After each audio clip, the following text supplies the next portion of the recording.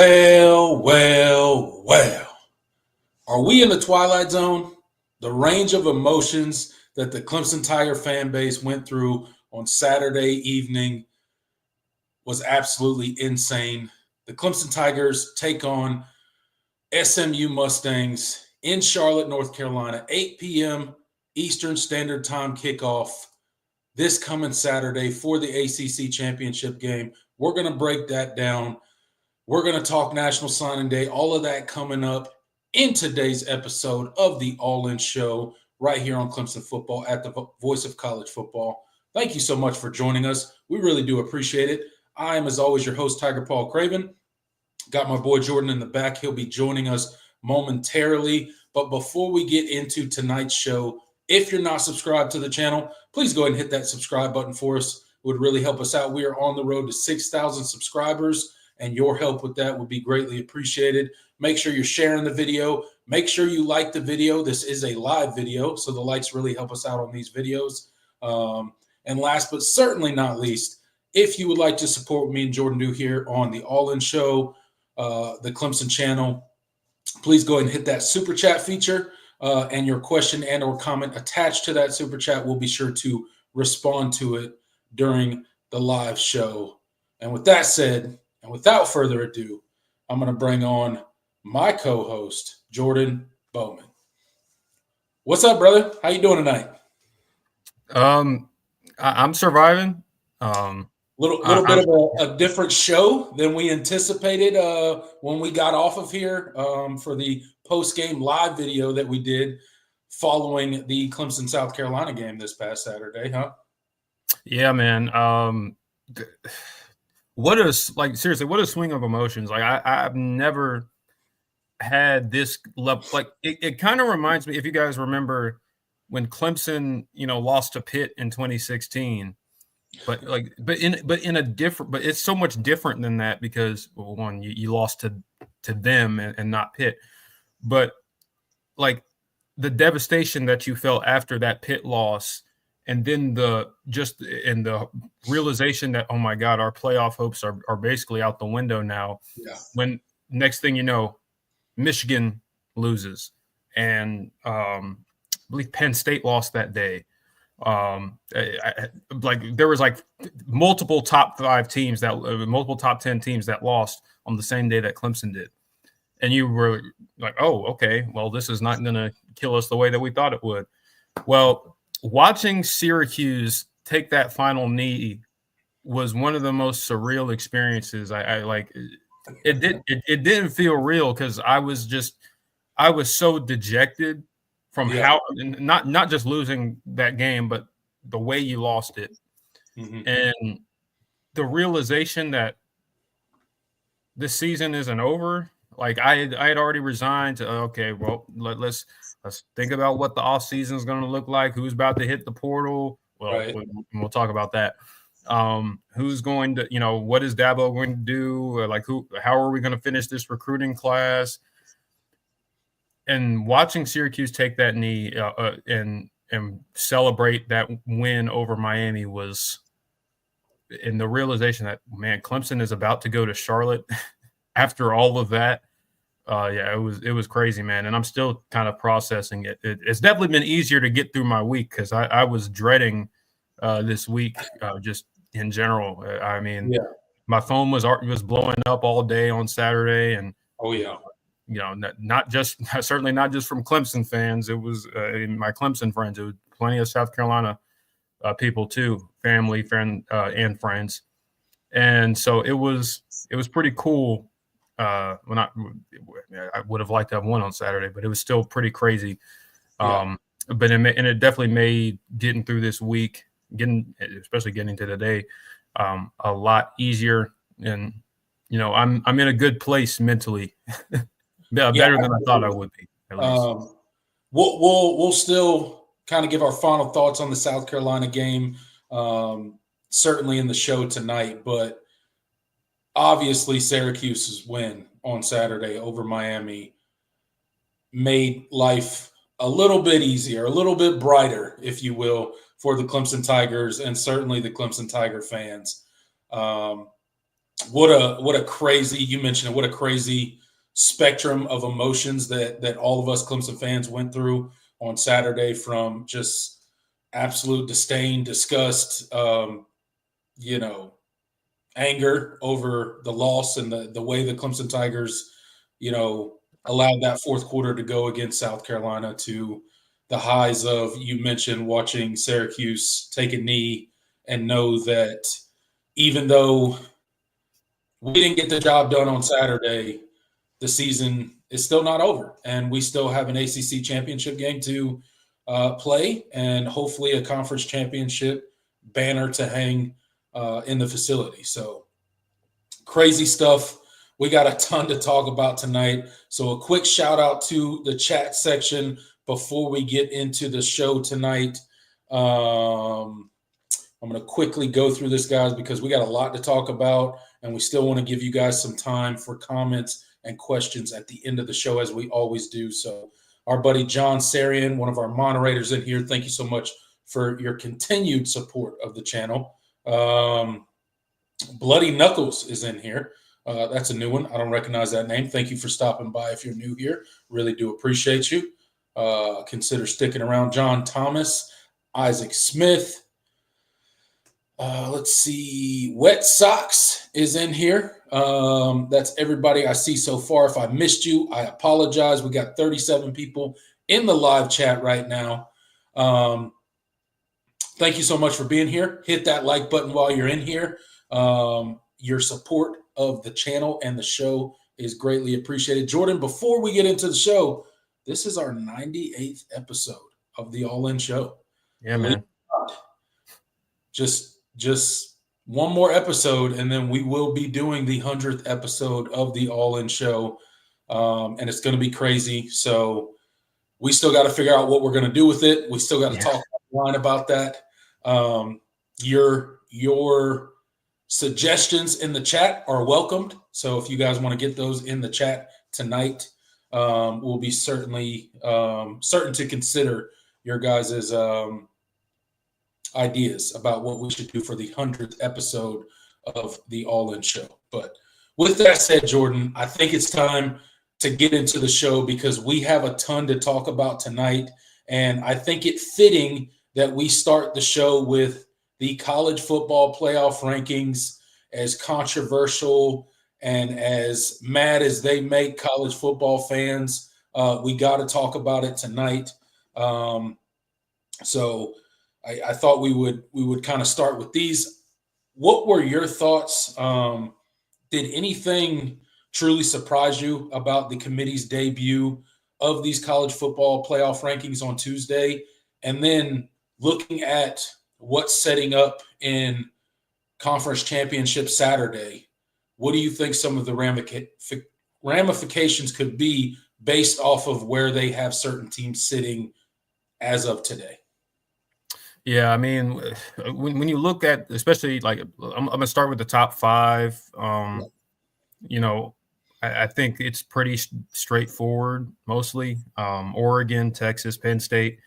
Notre Dame, it's still crazy to me that, as well as they've played lately, that they are in a top five team with a loss to Northern Illinois. But, nothing is normal about this season. Georgia 10-2, barely survived Georgia Tech.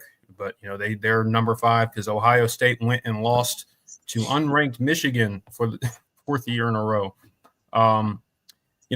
As far as the ACC is concerned, SMU slotted at 8 is interesting. I have a weird feeling that they will want to drop them if Clemson were to win on Saturday. But I don't know. That's just my conspiracy theory. Just even if they say they don't want to, punish teams for losing their conference championship game, I don't know. I feel like SMU should be in no matter what, barring like a massive, just like blowout. A win for Clemson. Like I think SMU should be okay, but I don't know. I don't trust this committee. Sitting at number 8, you would certainly think that SMU would be okay, even with a loss to Clemson. Obviously, to your point, you don't think they can get blown out by 30 points and probably still make it in the playoffs. They'll find a way to leave them out then. But a relatively competitive game, lose, should they lose to Clemson by, 3, 7, maybe even 10 points, I think SMU should be fine. I don't think they should have to worry about what happens in the ACC championship game, but something tells me they do have to worry. I don't believe it, man. Like they have shown they have zero respect for the ACC right. to this point. Let's see, Boise State, they're going to be interesting because they could be, how they win, how they play in the Mountain West Championship could make a lot of. It definitely will change the calculus with the auto bids and the top 5 conference champions. Alabama at 11 ahead of Miami was probably the biggest point of contention, I think, for a lot of people. And another example of them they're showing very little respect for the ACC. Alabama is right there in position to get in if there's no bid stealers like a Clemson. That's they're definitely respecting a 9-3 Alabama team more than a 10-2 Miami team. And you look at some of them losses that Alabama has on their record. If you take that Alabama off if you take that name away and just put the resume up there, I don't think it's ranked the same way. That's just my opinion. It does. There does seem to be a lot of brand bias, and then to make that point, you see Ole Miss at 9-3 at 13, and then South Carolina after winning against Clemson on the road at 14. That South Carolina is probably effectively eliminated. I don't think they have a shot. I think they have a 0 shot. Yeah, the committee has shown that the head-to-head losses that South Carolina has to both Ole Miss and Alabama are going to prevent them from ever, jumping them. That's. If it was anybody but them, I might feel bad. But I don't. But but it does raise the question about kind of the importance of scheduling and non-conference and all of that. And I don't know. It's a very interesting discussion. It's not one that I'm willing to have here because we have a lot to talk about. And then, of course, Clemson is at 17. They're in prime position, winning in. Their path is pretty straightforward. And the fact that they're slotted ahead of UNLV definitely, is a big deal in terms of where, if Clemson were to win, whether they'll be in a position to potentially get a bye. We'll see, because you probably still need Boise. You probably would need Boise State to lose, I would think, if my math is working out there. But still, at this point, if you're a Clemson fan, just getting to the playoff would be a minor miracle, considering how this season has played out. And then everything behind that, not really worth talking about. The committee has shown they don't respect the ACC. They're going to give preference to the SEC, and they're going. Let's hope that if Clemson were to win on Saturday, that SMU doesn't get punished to the point that they're completely left out.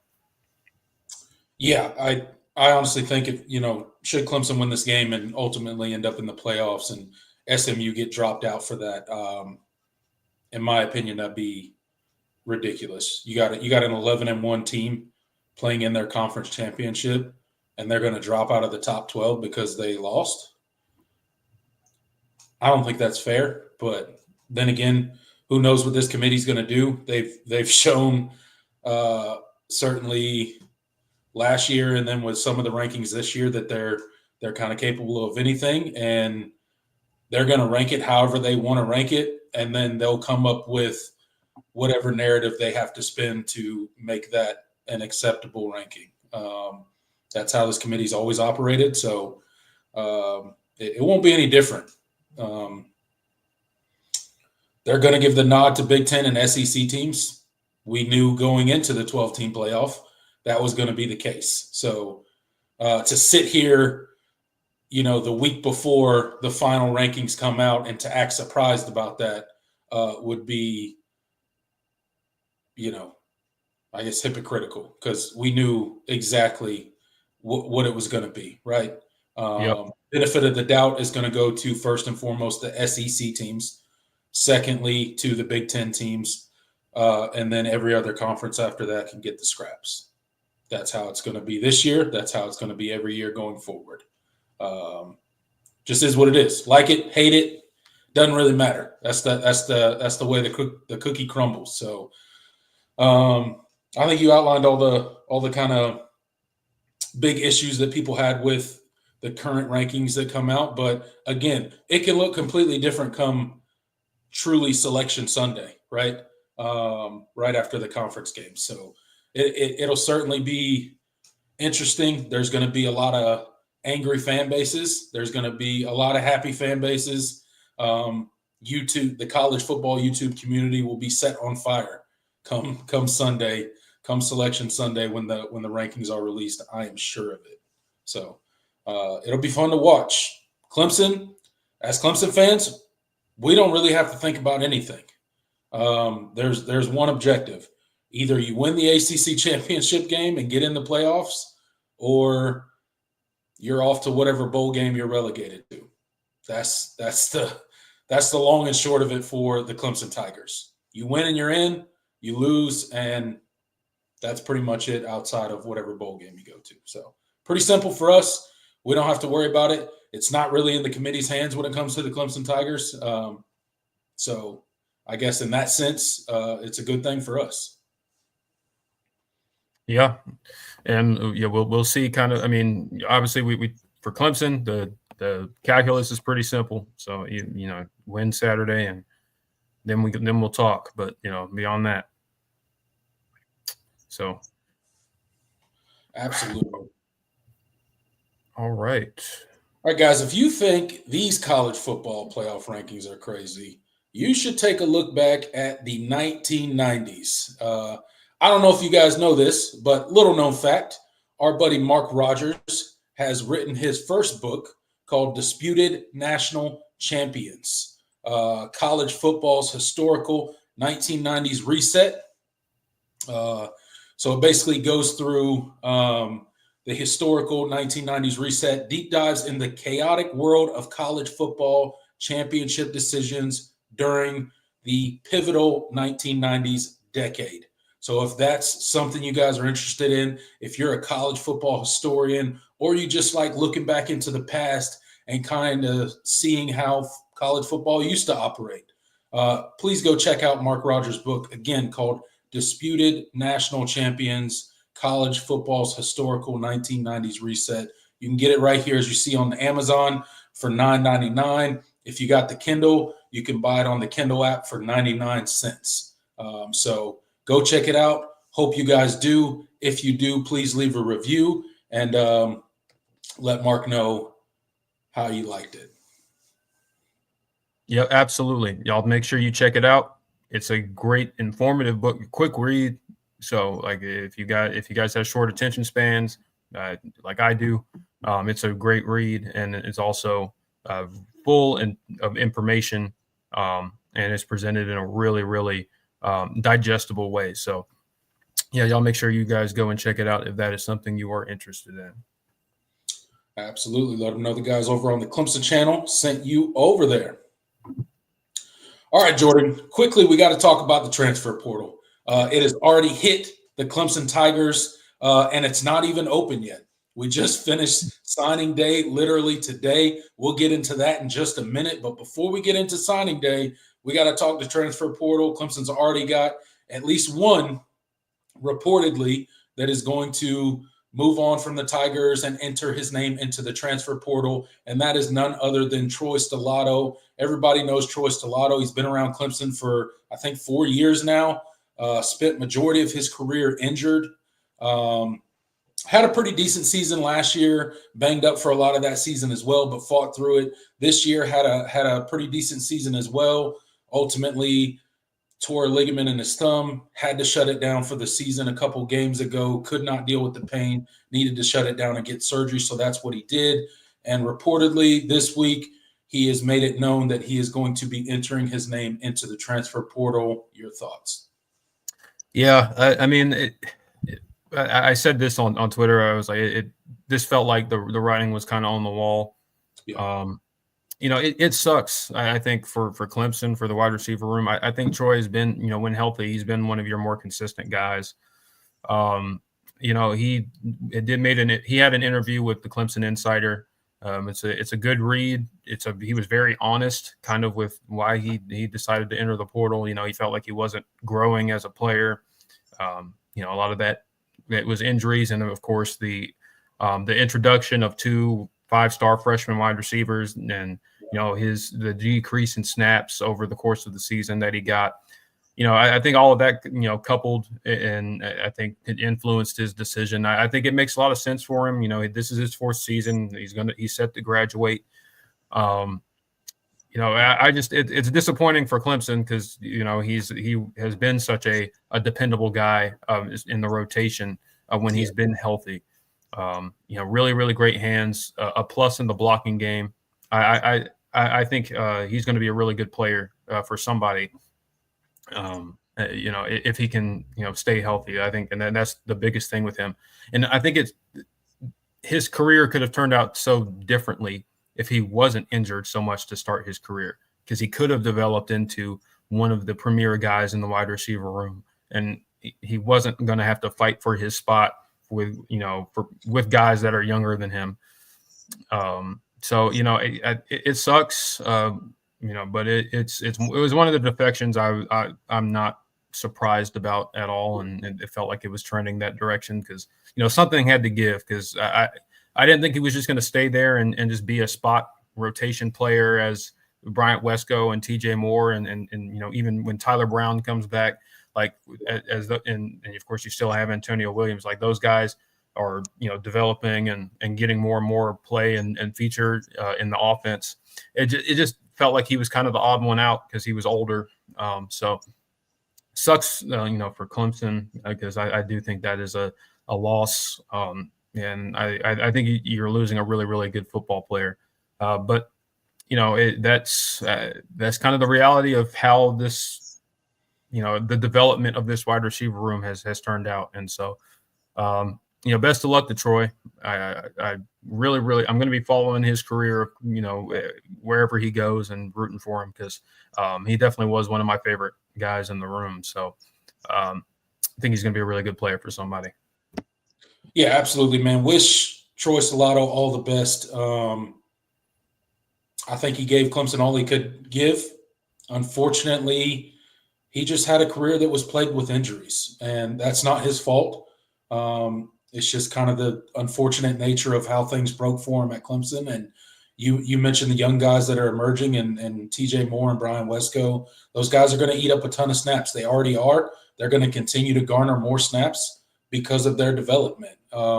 You mentioned you got Antonio Williams, a Tyler Brown that should be back hopefully this week. There's a lot of guys in that room, a lot of talented receivers. And I really can't blame Troy for, taking a look around and being like, maybe I need a fresh start somewhere else. It's a very congested wide receiver room. He's been plagued with injuries, and sometimes a change of scenery can kind of re-energize you and put you in a different headspace and kind of get you going. So I really do wish the best for Troy Stellato. I hope he goes on to have a very successful rest of his college career. And ultimately, I hope he fulfills his dreams and makes it to the league. I garner no hard feelings to him. I completely understand this decision. And I think most Clemson fans who pay attention to the program, like you, Jordan, saw this coming from a mile away. Yeah. It just, you knew something had to give there. Somebody, and Troy, he was a class of 2021 guy. One of the only, I think he's the only receiver from that 2021 class that's still here. Yeah, he definitely is. So that's, it says a lot of about kind of where you were that season. But I think he was he had the potential to be more than what he was, but just never could really get there because of injuries. But I think he's a really nice football player. Yeah. And I didn't even mention, you still got Cole Turner. Cole Turner's essentially a freshman when you think about it in terms of eligibility, because he redshirted in 2022, and then they got his 2023 back because of injury. So I mean, when you think about all the guys that are still in the room, and of course you still have Noble Johnson and Tink Kelly hanging around. So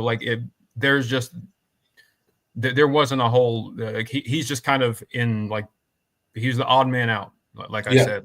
So it sucks, but it felt like that was kind of the direction this was headed. Yeah, absolutely. I think it all makes sense. And again, wish him the best. Hope he has a great rest of his college career and ultimately makes it to the NFL.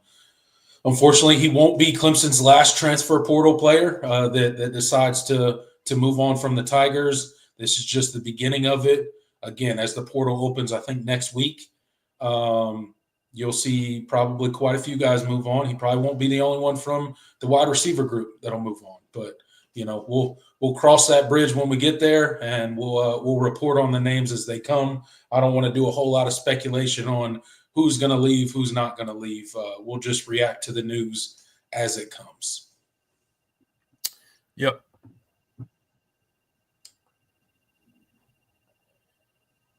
All right, guys, with that said, if you guys are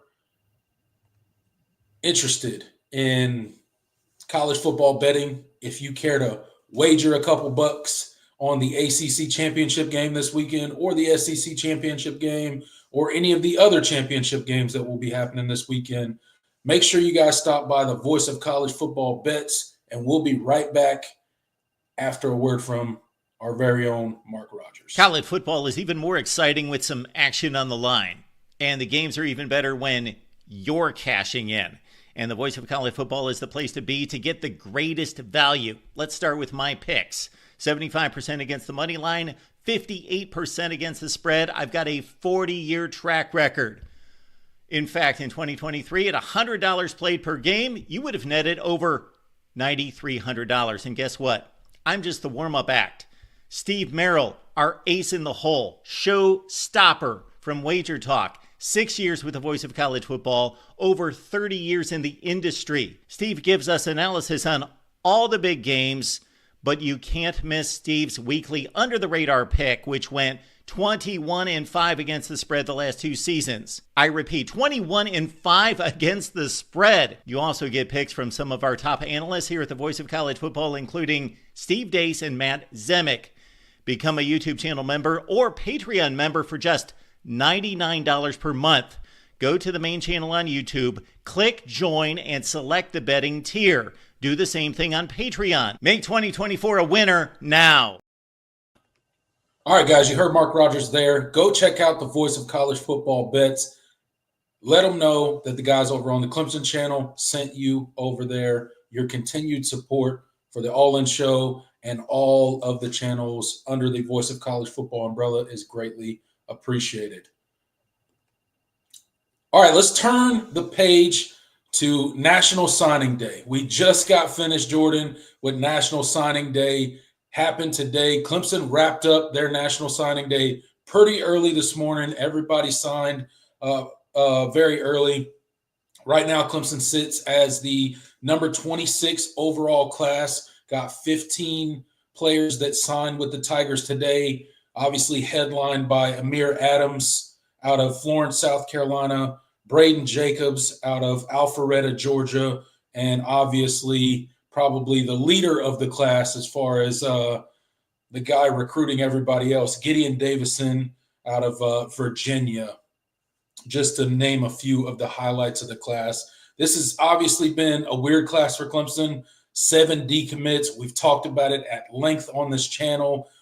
4 of them in the ESPN Top 100, the 24/7 Top 100. But a pretty good class for Clemson nonetheless. Bring in 1 5-star, obviously, 5 4-stars, and then 9 3-stars so far in the class. What are your thoughts on what Clemson got accomplished with these 15 signees? and then anybody of note that stands out to you that you want to talk about. Go right ahead.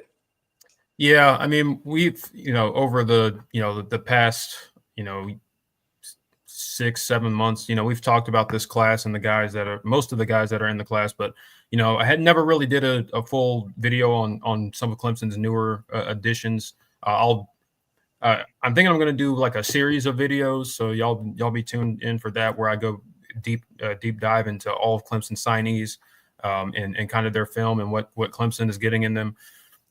But of course, you have the standouts. Amari Adams out of South Florence, kid that very easily, when all of the defections were happening in this class, could have gone and gotten an offer somewhere else, or committed to another big time program. But he was very, very loyal, dedicated to going to Clemson, and he said as much. So a kid like him that's as talented as he is, especially a 5-star defensive lineman, those guys come at a premium and will be they're offered a ton of money as far as NIL dollars is concerned. His choice to stick with Clemson means, I think it should mean a lot, and I think the fan base should be really, really excited about him. Gideon Davidson is in that same boat. Ari Watford. And Braden Jacobs. Braden Jacobs was his father, Brandon Jacobs. I'm sure if you guys remember the Falcons, or the former Falcons running back. He talked about how multiple schools came and offered Braden a boatload of money in terms of NIL dollars, but they made a commitment, and they felt they wanted to honor that commitment, and that's where Clemson was where Braden wanted to be. So I think that's one of the things that sticks out to me about this class. The guys you did get, they're guys that want to be Clemson Tigers, and that's in this day and age like that. I think that needs to be appreciated. We've talked about our frustrations with how this class turned out, just because of the defections and the guys you missed. But I really do think this is a strong group of kids that you brought in, that you did bring in, not just from a player standpoint, but just a person standpoint. And I think that a lot of these kids are kids that are going to want to be here for the long haul, and not guys that you'll enter the portal after one season. So I don't think that can be discredited. Talk about some of the new additions. Tucker Caddis, the offensive lineman, you flipped from Kentucky. Ohio linemen have done a lot of good for Clemson over the years, especially recently. Blake, you have one on your line right now, and Blake Miller, who could potentially be a first-round pick when his career is over. So I'm really excited about him. His film, I've already gotten a head start on him. He is a kind of a psychopath in terms of how crazy he plays. He's very, very nasty. What you want in an offensive lineman. Who did I miss? I was gonna. Oh, I didn't. I never did a video on your quarterback commit, Chris Denson, a kid that has a lot of really exciting athletic tools. I think he's a guy that's going to come in and he's going to have to develop a good bit. He's very wiry, but the athleticism is there. He's got good enough arm talent to play at this level. I'm excited to see kind of how Clemson, how he comes in and how he develops. And then the safety commit that you got today, and Jakarian Keenan, kind of your Jordan Young replacement. I think he's a really, really physical football player. I'm gonna have to go. I have not fully watched his film because he was a guy that was kind of on the back burner. But I think he's a guy that will, honestly, from a physical standpoint, is much further along than Jordan Young. And if he can come along, maybe he's a guy that you could see factor into the safety room sooner than you would think. But again, I really like this class with the guys that you did bring in. And I think, like I said, these are kids that want to be Clemson Tigers. Like, it's not we're not here because we're paying you a bunch of money. It's this. I wanted to play for Clemson, and when I got the offer, it was the best thing in the world. And you can't have too many guys like that in this era where, roster turnover is at an all-time high and kids are, leaving and jumping ship for the bag at any opportunity. So again, but I think this class will be one that, while it certainly was not where it needed to be from a number standpoint, I think the kids you did bring in are really exciting. And again, I plan on doing some videos later in the future where I deep dive into all of them, not just the new kids. And we'll definitely, and if you guys are interested in that, let me know in the comments too, because I really do like doing those recruiting videos when I have the time to do them. So let me know if you guys would like to see that. Yeah, absolutely, man. I agree. You mentioned, these guys kind of being all in, and this is the all in show, so we might as well talk. But these guys just really staying committed to Clemson. You think about a guy in Gideon Davison, a guy that could have, decommitted, could have went elsewhere. Especially Notre Dame. Well, I won't say Notre Dame gave him a very, very convincing, for a lot of kids, an offer that, they probably wouldn't have refused. Absolutely. Gideon's going to be special, man. I love that guy's special. What he brings. His leadership in kind of just recruiting this class, both on social media and then personally with all these people, and staying committed to Clemson, I think can't be understated. He was kind of the glue that held the rest of this class together, in my opinion. And you mentioned Amir Adams, definitely got other offers, had his pick, right? And Braden Jacobs, just all those guys just staying steadfast in their commitment to Clemson. I think as Clemson fans, we should count ourselves lucky that those dudes stuck around and that we rounded out a decent class. You look at all the promising offensive linemen that Matt Luke pulled in, certainly adding quite a few spots to that position group. So looking forward to seeing how a lot of those guys pan out. Dabo's really high on some of those offensive linemen, if you heard him talking in his interview today. But overall, I think, it obviously, as you mentioned, didn't end the way we wanted it to. Lost some big time commits that we would obviously much rather have than not have. But you got to be excited about the guys that did choose the Tigers. And they're all in because you mentioned they were tested more than once with very tempting offers from other universities. And they stayed true to the Tigers. So looking forward to getting all of these guys on campus. We got 15 signed today. I think Dabo said 13 of these guys are mid-years. So 13 of these dudes are going to be here through whatever the postseason looks like for Clemson, which is really exciting. You basically have your whole class that are going to be here and be able to be involved with the team in a very, in-depth way during this postseason run, whatever it is, whether it's just the ACC Championship and then a bowl game or ACC Championship and then playoffs. 13 of these 15 will be on campus and with the team for that. So that's an exciting thing when you think about it from a Clemson standpoint, and something that 13 of those guys can get a jump on spring practice and getting integrated into the Clemson system. So I think that's definitely a positive for us. Yeah, absolutely. I'm again, like, this group is, getting these guys on campus is really exciting, because I do think this is a really good group of players and guys that are going to come in and be, all about business and ready to work. So we'll see. And again, let me know if you guys want to see a video on, a kind of a deep dive. I think I'm gonna make it like a weekly series or something. I think that would be cool. Yeah. I think everybody will look forward to. I'll look forward to watching those if nobody will. So stay tuned for that, guys. All right, guys, if you have not seen the Voice of College Football official X page, go check it out over on Twitter, X, whatever you want to call it. I don't really care. But the Voice of College Football Network has an official X page.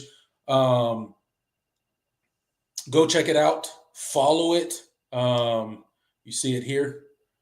The greatest discussion, debate, and analysis with no offseason. As you guys know, no Voice of College Football program takes an offseason. Me and Jordan are here year-round giving you the all-in show each and every week, no matter whether we're in the period of time where we're playing games in college football or the period of time where we're not playing games in college football. We're here every single week. Hopefully you guys will stick around with us. Hopefully you guys will head over to Twitter and check out the Voice of College Football network page.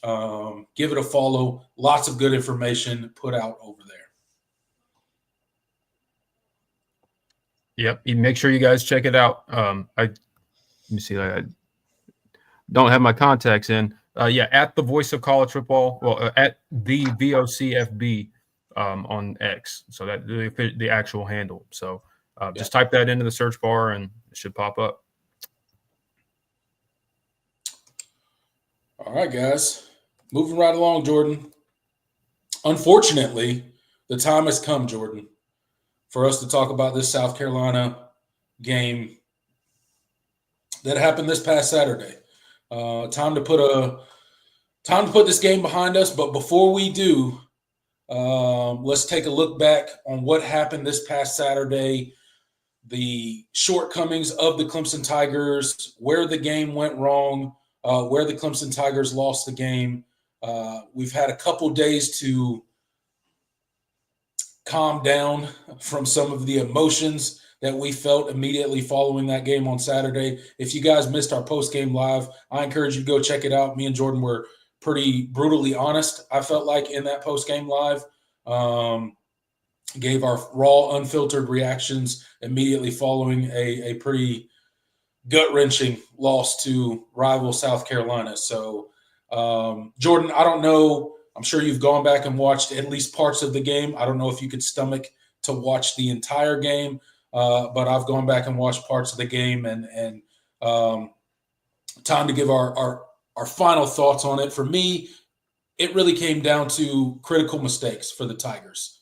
Obviously, the most glaring was the Cade Klubnik turnover on the final drive when we're in South Carolina territory with, at a minimum, the ability to tie the game up, hopefully win the game in regulation, which is what Clemson was trying to do. Ultimately, it ended badly. But before that, wasted opportunities. Clemson had so many opportunities, particularly in the second half of the game, to kind of put distance between them and South Carolina. The defense came up with a couple turnovers, and I think Clemson had 3 turnovers overall in the game, 2 in the second half, and came away with 0 points off of any of those turnovers. Yep. Wasted opportunities. 3 and outs in the second half. Conservative play calling. Poor tackling. All of that resulted in the result that you got on Saturday. A lot of people have been pointing out that why the heck did your leading tackler, Sammy Brown, basically not play the fourth quarter? I don't know. Dabo was asked about it on his radio show on Sunday. He was asked about it in his press conference this week. Didn't really have a good answer for it. Just kind of that was the coach's decision. Doesn't necessarily mean it was the right decision, but that was the decision that was made, was essentially his response to it. But at the end of the day, it was an unacceptable loss. Now that you've had a couple days to kind of digest everything that happened, what are your thoughts? I mean, I think you hit on it. I think it was just missed opportunities were the name of that game. I mean, for once, I felt like Clemson actually had a really good plan on both sides of the ball. Honestly, yeah. I thought offensively, especially early on, I think they had South Carolina scouted really well, and that's something that at times this season I didn't feel like was, they did very well. Like it felt like it took Clemson a while to really settle into a game and get comfortable and see what the opponent was doing. I thought on Saturday, both sides of the ball came to play and they had a good plan. Offensively, you were really, really good at getting the ball out quick out of Cade's hands. You didn't have much of a run game for a lot of it, but you did do a great job of getting the football out of Cade's hands with a lot of quick game. The receivers were stepping up. They were making plays, and when they would cheat their safeties down, play a little bit more man, man free, like you took a shot. And your 5-star receivers and Antonio Williams, they came down with it. They were and ultimately what caused drives to stall were those missed opportunities, those mistakes. Cade was not accurate on some of those money throws that you needed to make on key third down conversions. Of course, some of the questionable personnel usages of Phil Maffa in this game were really frustrating. You had a guy that was clearly laboring, and you were forcing the ball to him in situations where he didn't have the ability to get that tough yardage that he had shown to be able to earlier in the year, because he's just not healthy. That fourth down early in the game, that 4th and 1. You brought out the jumbo package, heavy package, and got stuff. Like, it was Phil. It just wasn't good, and all of that was because you threw a toss sweep to Phil Maffa on the 3rd down before that to the edge, where he's clearly not going to beat somebody to that. That's not his game normally to begin with. They're just really frustrating personnel decisions on both sides of the ball, and key mistakes. Defensively, you bottled up South Carolina's passing game. Their receivers weren't, doing much of anything. If Sellers was not extending a play to make a throw, I thought their traditional drop back passing game there wasn't really much there. And, you were getting to Lenore Sellers. I think that was the thing we felt like Clemson would be able to do, and they did really well. But they over pursued at times. They got out of their rush lanes. Like, that's something that was really apparent on the rewatch. It was apparent on the first time viewing too, but when you watch it again and you watch a play over and over, you realize how bad you over pursued at times, because and South Carolina was perfectly fine with letting you work your way all the way into the backfield if you were going to over pursue and Sellers was going to take off. Yeah. And that was the frustrating thing. It felt like you lost to like one player. I think that was the most difficult thing, because I felt like in the other matchups that your corners against their receivers, Josh Simon, who we weren't sure was going to play, he didn't have much of an impact on this game. Yeah. Your defensive line against their offensive line, you were winning those matchups, but Lenore Sellers being the freak that he is, and doing some things that some poor fundamentals caused you to give up big chunk plays in the run game and just off scrambles. And that was that was the frustrating thing. And because offensively you kept South Carolina in striking distance, because you didn't capitalize on those turnovers and you didn't hit those key money throws. That's what you were begging for, that you were begging to lose the way that you did. Right. And that was and that was the frustrating thing. I feel like, if you played that game again, there are probably a lot of things you could have done differently. You hit on a couple of those plays. The margins were that small, and you had too many you had too many missed opportunities there. And so you deserve to lose that game because of it. But it is frustrating, but Lenore Sellers is a freak, man. There's not many quarterbacks that would have done what he did. And I think unfortunately, he probably had one of his best games of the season, if not his best game, at least with his feet. Yeah. Against the Clemson Tigers. And some special plays, man. Like something you're just like, what do you do? I think he broke the record for broken tackles on the season with like 18 broken tackles. Of course, 18 missed tackles according to PFF. Absolutely ridiculous. Like, what a ridiculous number to think about. One guy broke 18 tackles in a game. And not to mention it was the quarterback that did it. So, just poor fundamental tackling at times for Clemson. Other times it was, you got to give Lenore Sellers credit. He's an athlete. He went out there and made plays. He made you wrong even when you were right, and that's what made you wrong even when you were right. But that does not absolve this defense of piss poor tackling, arm tackling, and bad angles, poor effort at times. there was certainly some of that as well, mixed in with the super athletic, heroic plays of Lenore Sellers. So I don't want to pretend like I'm not giving him any credit, but I'm really just focused on Clemson's defense and just their inability. And going to the nickel set that they did in the fourth quarter just makes zero sense. South Carolina couldn't throw the ball at all. And suddenly we move to a nickel set in the fourth quarter and pretend like suddenly they're going to start throwing the ball in the fourth quarter when they haven't been able to throw the ball all game. You take your leading tackler, who still ended the game as your leading tackler, off the field. I think he played a total of 4 snaps in the fourth quarter, but still was your leading tackler and essentially didn't play an entire quarter of the game. Yep.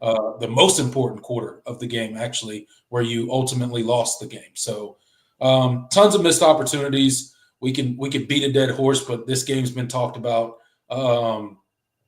probably more than any other game this season. It's unfortunate. It's unacceptable. It was a gut-wrenching loss, and I'm just ready to turn the page from it because when I start talking about this game again, all my emotions come back, and I get irritated all over again. Yeah. I'm glad we're in the ACC Championship game. I'm glad our season's not over. I'm glad we have something to look forward to, and it certainly makes it easier. But when you start talking about this game, man, I just get frustrated all over again. Yeah, because it didn't have to end that way. It didn't have to be this way, but it is. So yeah, it's frustrating. I'm with you, man. I hate losing to them, but it's one of those things. And here we are, 2 out of 3 years, both in the Valley.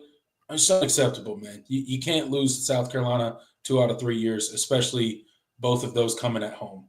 Yeah, you lose your second home game of the season. When's the last time you've lost? When's the last time Clemson's lost 2 home games in a season? I don't know. I really don't know the answer to that. No, it wouldn't have been 20. Did we lose 2 in? Okay, no, because we lost our losses in 2014 were Georgia. That was at Georgia. We lost at Florida State. Mm-hmm. I believe that was yeah. And then 2014 was at Georgia. Yeah, we didn't even lose a home game. Yeah. 2013. Yeah, you have to go back. Yeah, you have to go back to the last time we won we lost 2 home games. Maybe 2012, somewhere in there. Yeah. I don't know.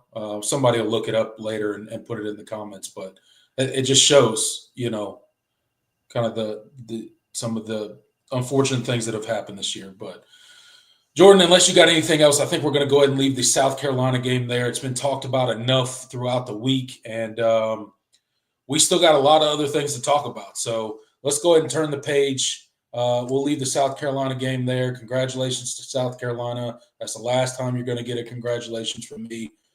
So enjoy it while it lasts. Catch Clemson live on your favorite audio streaming platforms. Wherever you get your podcast, search Clemson Live. Give us a rate, review, subscribe. All of our long-form content is over there. So please go check us out. Clemson Live on all your favorite audio streaming platforms. Yep, absolutely. Leave a 5-star review on whatever, I think that we have a couple on Spotify.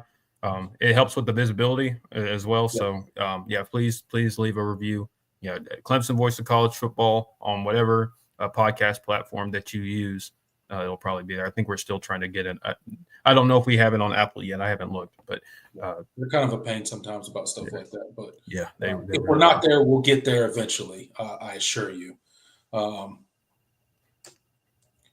right, Jordan, the injury report heading into the ACC Championship game this weekend versus SMU. We got to talk some injuries. Clemson's been banged up for several weeks. Not everybody's missing games, but we got a lot of guys that are nicked up, a lot of guys that are injured, some guys that have sat out several games. So I'm going to rattle off a list of guys that are injured and possibly might be back, possibly might not be back. We'll talk about it. Tristan Lay, offensive tackle for the Tigers, has missed several games.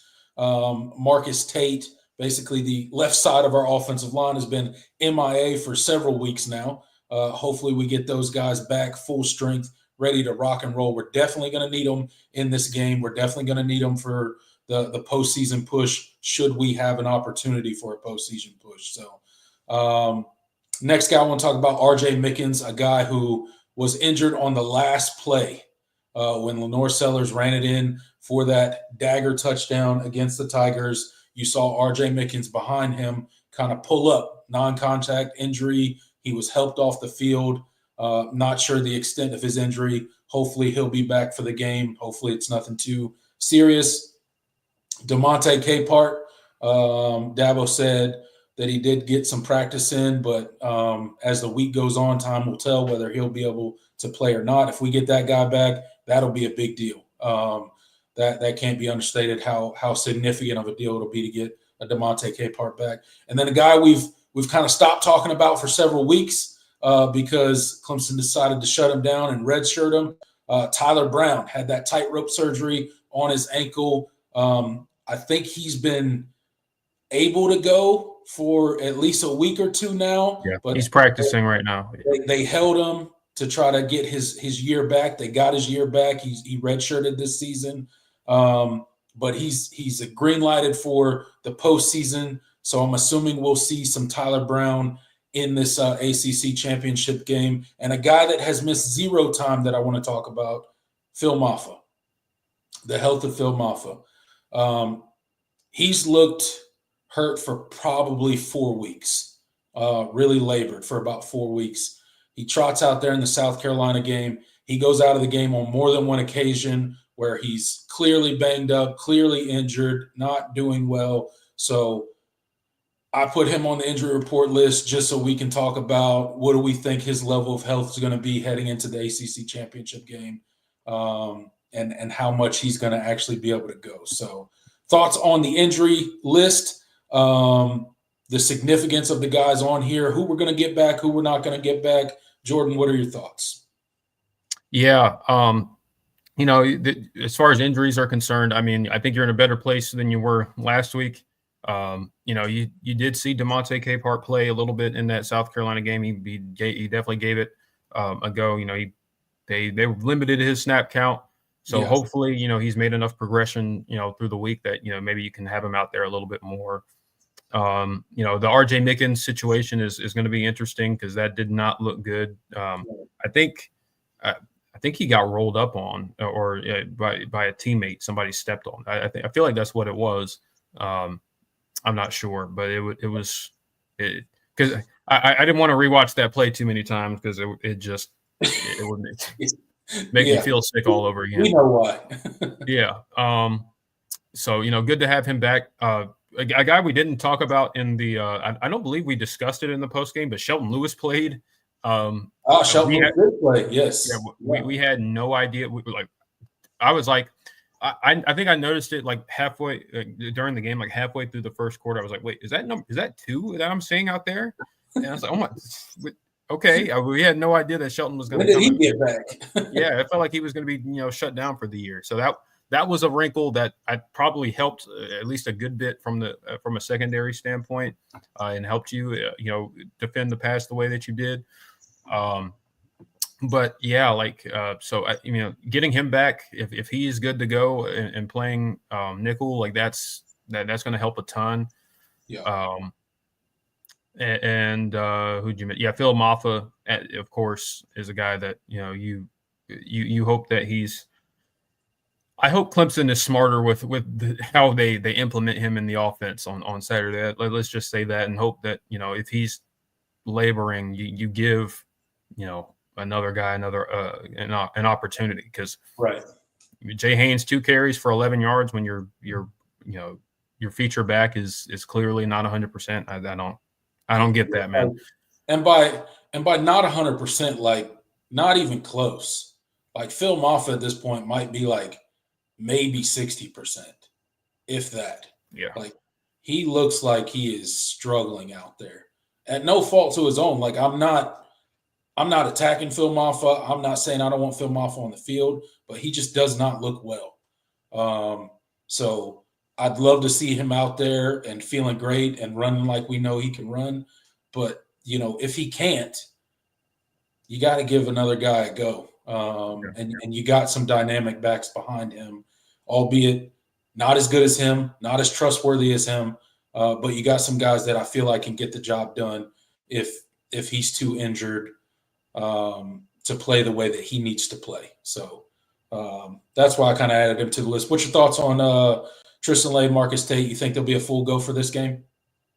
Yeah, I mean, it seems like it, and I think, it's going to be big, because SMU, you're facing an SMU defense that has a really, really good defensive line. They are the nation's leader in pressures. 37 sacks on the year. 37 sacks on the year. Like this is a good defensive. They've just been sacking everybody. They've been going crazy. So this is a very good SMU defensive front. So getting those two back is going to be massive, and hopefully close to 100%, if not 100%. Oh, and then Tyler Brown. I think if he goes this Saturday, that's a massive boost to the wide receiver room. I can't wait to see him back on the field, man. Yeah, I hope they give him some. I hope he gets some opportunities. I hope they're not shy about getting him out there. I mean, if he's been cleared and he's 100, he's good. Then let him roll. Let it rip. We could use that guy, and I think there may be some Clemson fans out there that forgot who Tyler Brown is. Yeah, kind of similar. It's so funny. You think about Antonio Williams and Tyler Brown, like their careers have literally taken the exact same path. Yeah. Breakout freshman seasons, lead the team in receptions, lead the team in yards. Sophomore season, basically gone with injuries the entire season. Luckily for Tyler Brown, we're getting him back in the postseason. We weren't so well.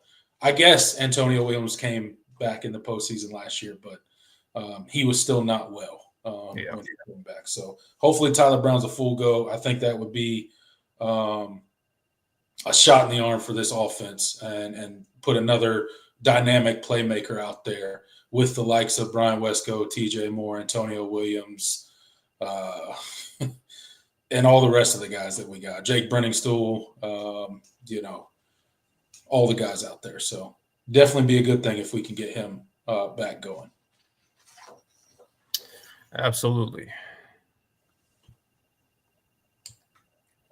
All right, guys, the Voice of College Football show with Mark Rogers, Monday through Friday, 10 a.m. Eastern Standard Time, over on the main channel, the Voice of College Football. Again, Mark Rogers show over on the main channel, Monday through Friday, 10 a.m. Eastern Standard Time. Go check them out. Go hit the like button over there for them. Go drop a comment and let them know the guys over on the Clemson channel sent you over there. Again, that's every morning, Monday through Friday, 10 a.m. Eastern Standard Time, the college football show with Mark Rogers. ACC preview time.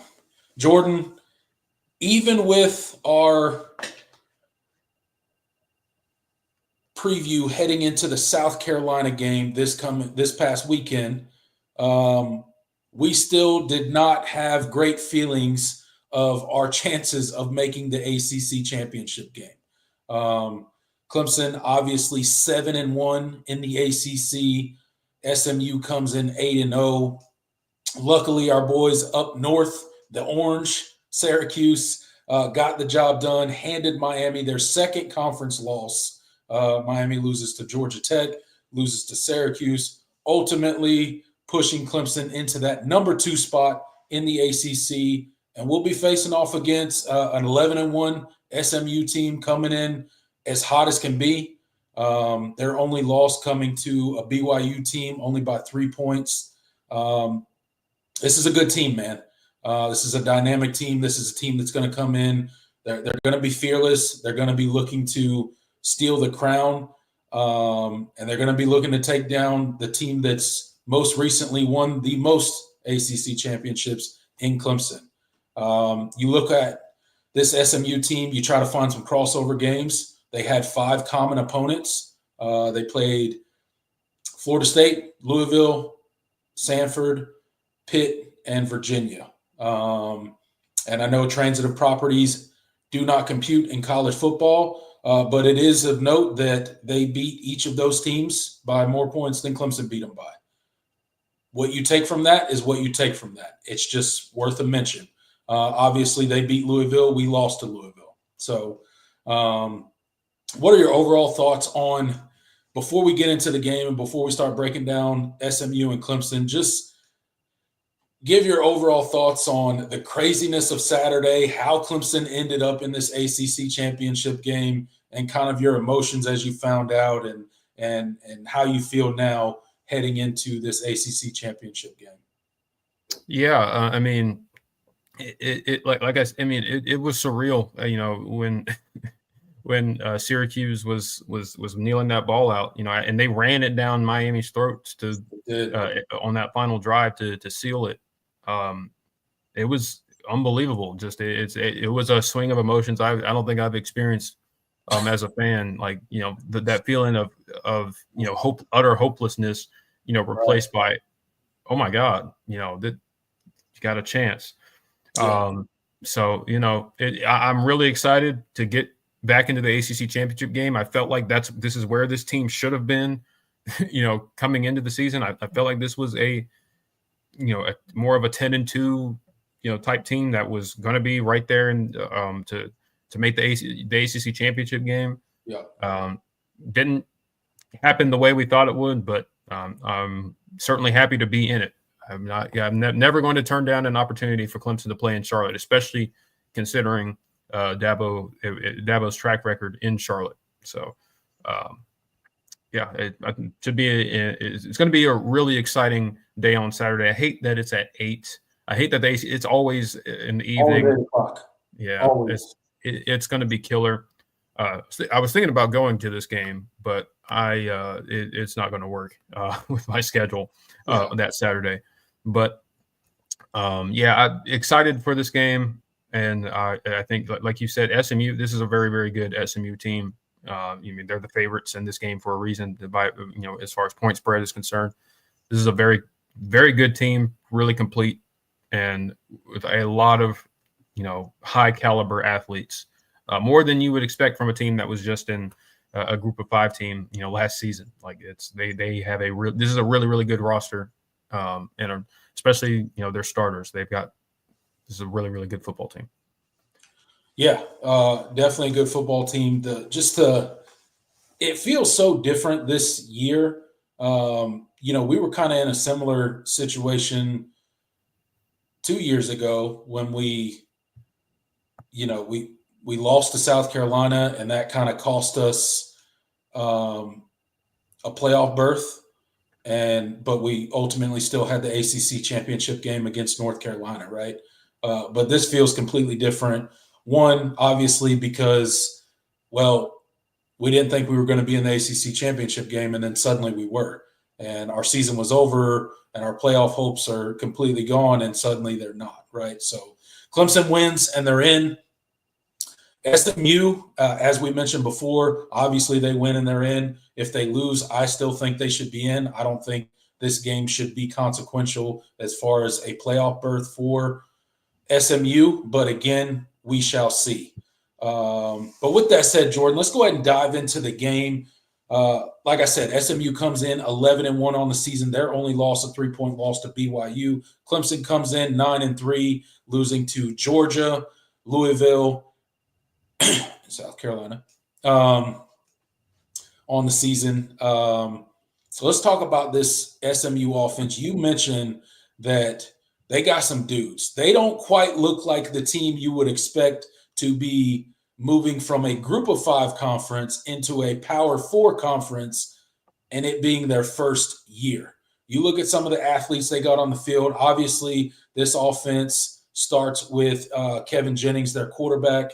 Took over this season, 2,700 yards through the air. He's got 19 touchdowns, 7 interceptions. Got another 83 carries with 344 yards, 4 touchdowns, averaging 4.1 yards a carry. So a guy that can absolutely get it done through the air.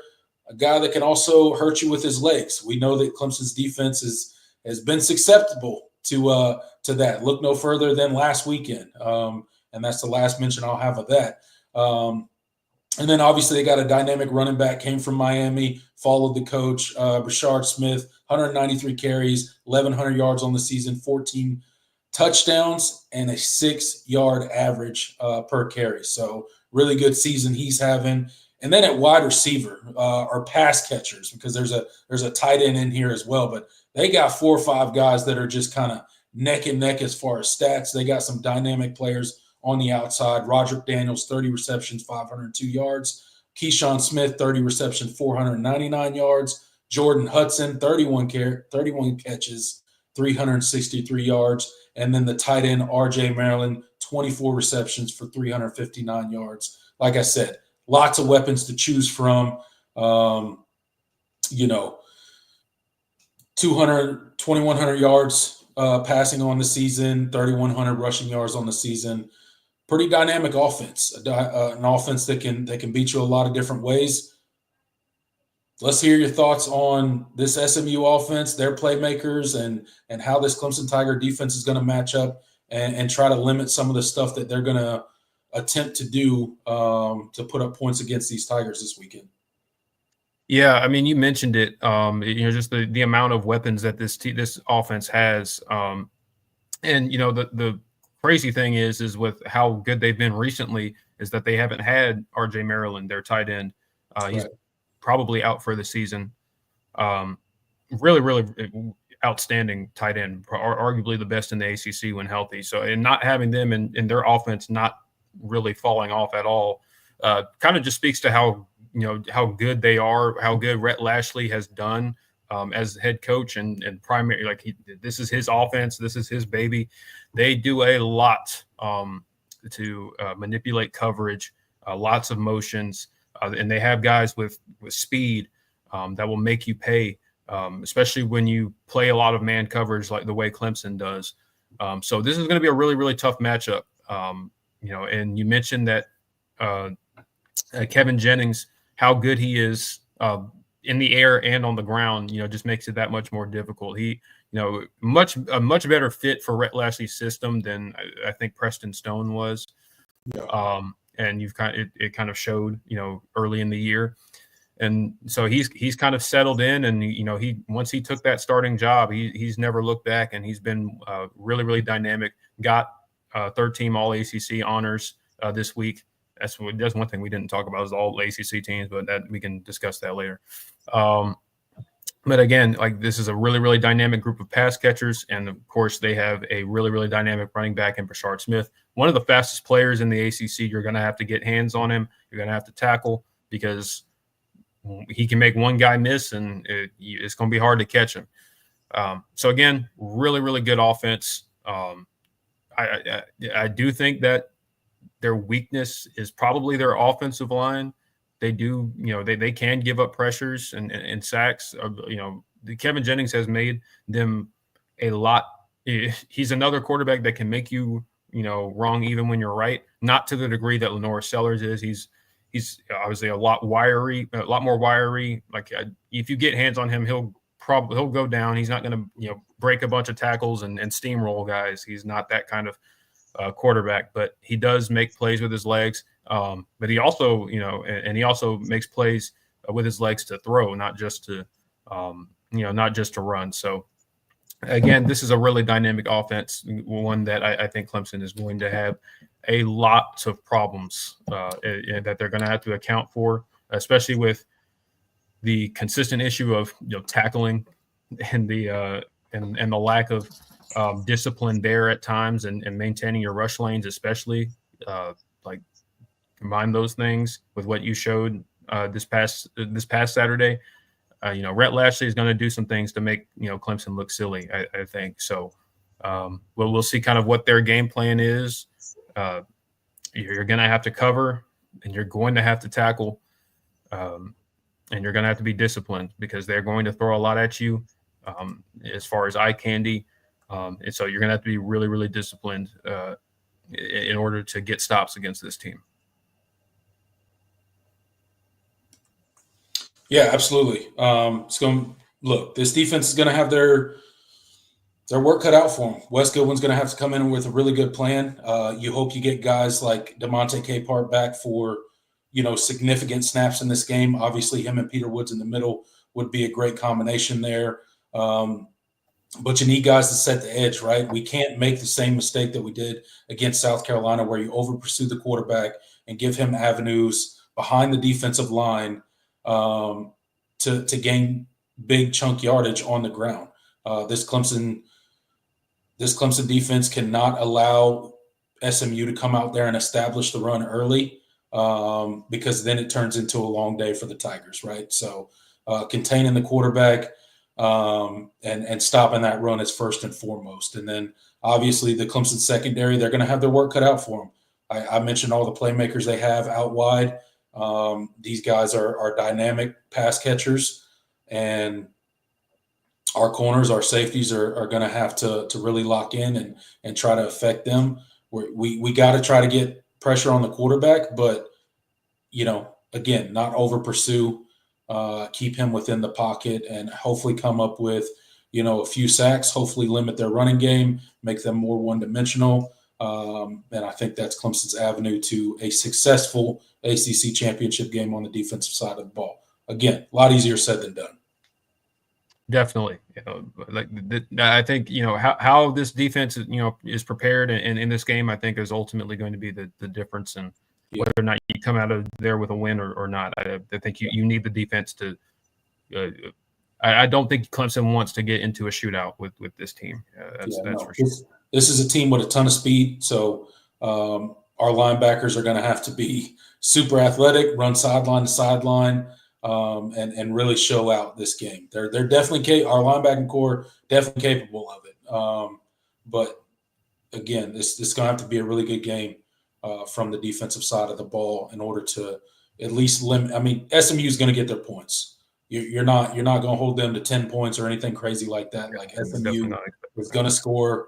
You're gonna take your lumps on defense. You're gonna give up some points, but you got to limit them enough and give your offense a chance to kind of put some distance between you and this dynamic offense they got. But the key to that is we're going to have to score points as well, Jordan. So turning the page to this Clemson Tigers offense, obviously coming off of this South Carolina game where it was kind of up and down. There were points and times in the South Carolina game where they moved the ball really well. They looked poised. Cade Klubnik was getting the ball out of his hands quickly. The short passing game was really giving South Carolina fits. But this is a defense that is going to try to heat them up, right? I mentioned that this defense comes in with 37 sacks on the season. Their leading tackler, Kobe Wilson, linebacker for them, has got 44 solo tackles, 3 sacks, 1 forced fumble, 2 interceptions on the season. So a really dynamic guy on the defensive side of the ball. So what are your thoughts on this SMU defense? How do they match up against our Clemson Tigers offense? And what are some avenues that you see that can be exploited on the defensive side of the ball for SMU? Yeah. This is a really, really, fast and aggressive SMU defense. They lead the country in pressures. They have 37 sacks on the year. They have a really, really good rotation of ends, especially up front. Like they're going to blitz and they're going to try to heat you up. I think, because of how they play, kind of not as aggressive as Pitt, but they are kind of in that mold. Like they want to get sacks and tackles for loss. That has left their secondary exposed. I believe they're 85th in pass defense in the country. So they are not a very good, pass D. They'll give up plays. I don't necessarily think their defensive backs are bad. It's just the consequence of how they play defense. They are willing to give up. They're okay with the risk of giving up explosives if that means they can get to the quarterback. I think good protection, first and foremost, is going to be paramount. Kind of what you saw Saturday, you had a great game plan. Getting the ball out quick. I don't think you need to do that. I don't think they're as talented as South Carolina's defensive line. I think that's what makes me feel pretty optimistic about the Clemson offense in this game is that I think he faced better defensive lines in this game. in this season, and you've honestly held up well. It really hasn't been your offensive line giving up a lot of plays most of the year, and so I think it's on Cade. I think he's got to be decisive, and I think the receivers have to win on the outside. It's been hit or miss at times this season as far as that's concerned, and as far as the play calling and situationally, it has left a lot to be desired. But I think that's going to be paramount. And I mean, you got to find some semblance of a run game. You were such a good running football team, through the first 6-7 games of the season. And, with Phil Maffa, clearly being not close to 100%, and the lack of rotation of the running backs, you got to find something there. It can't just be, Phil Maffa toss sweep, Phil Maffa inside zone, counter play that gets blown up. Like that can't be the entirety of the run game. You got to throw some wrinkles in there, because they are going to want to limit your run game, and so they are a very good run defense. So you got to be able to find something. You got to find something there. But I do think there will be plays to be had in this game through the air, and it's about Cade being accurate. The receivers got to win for him. And they did that especially in the first half of this past week.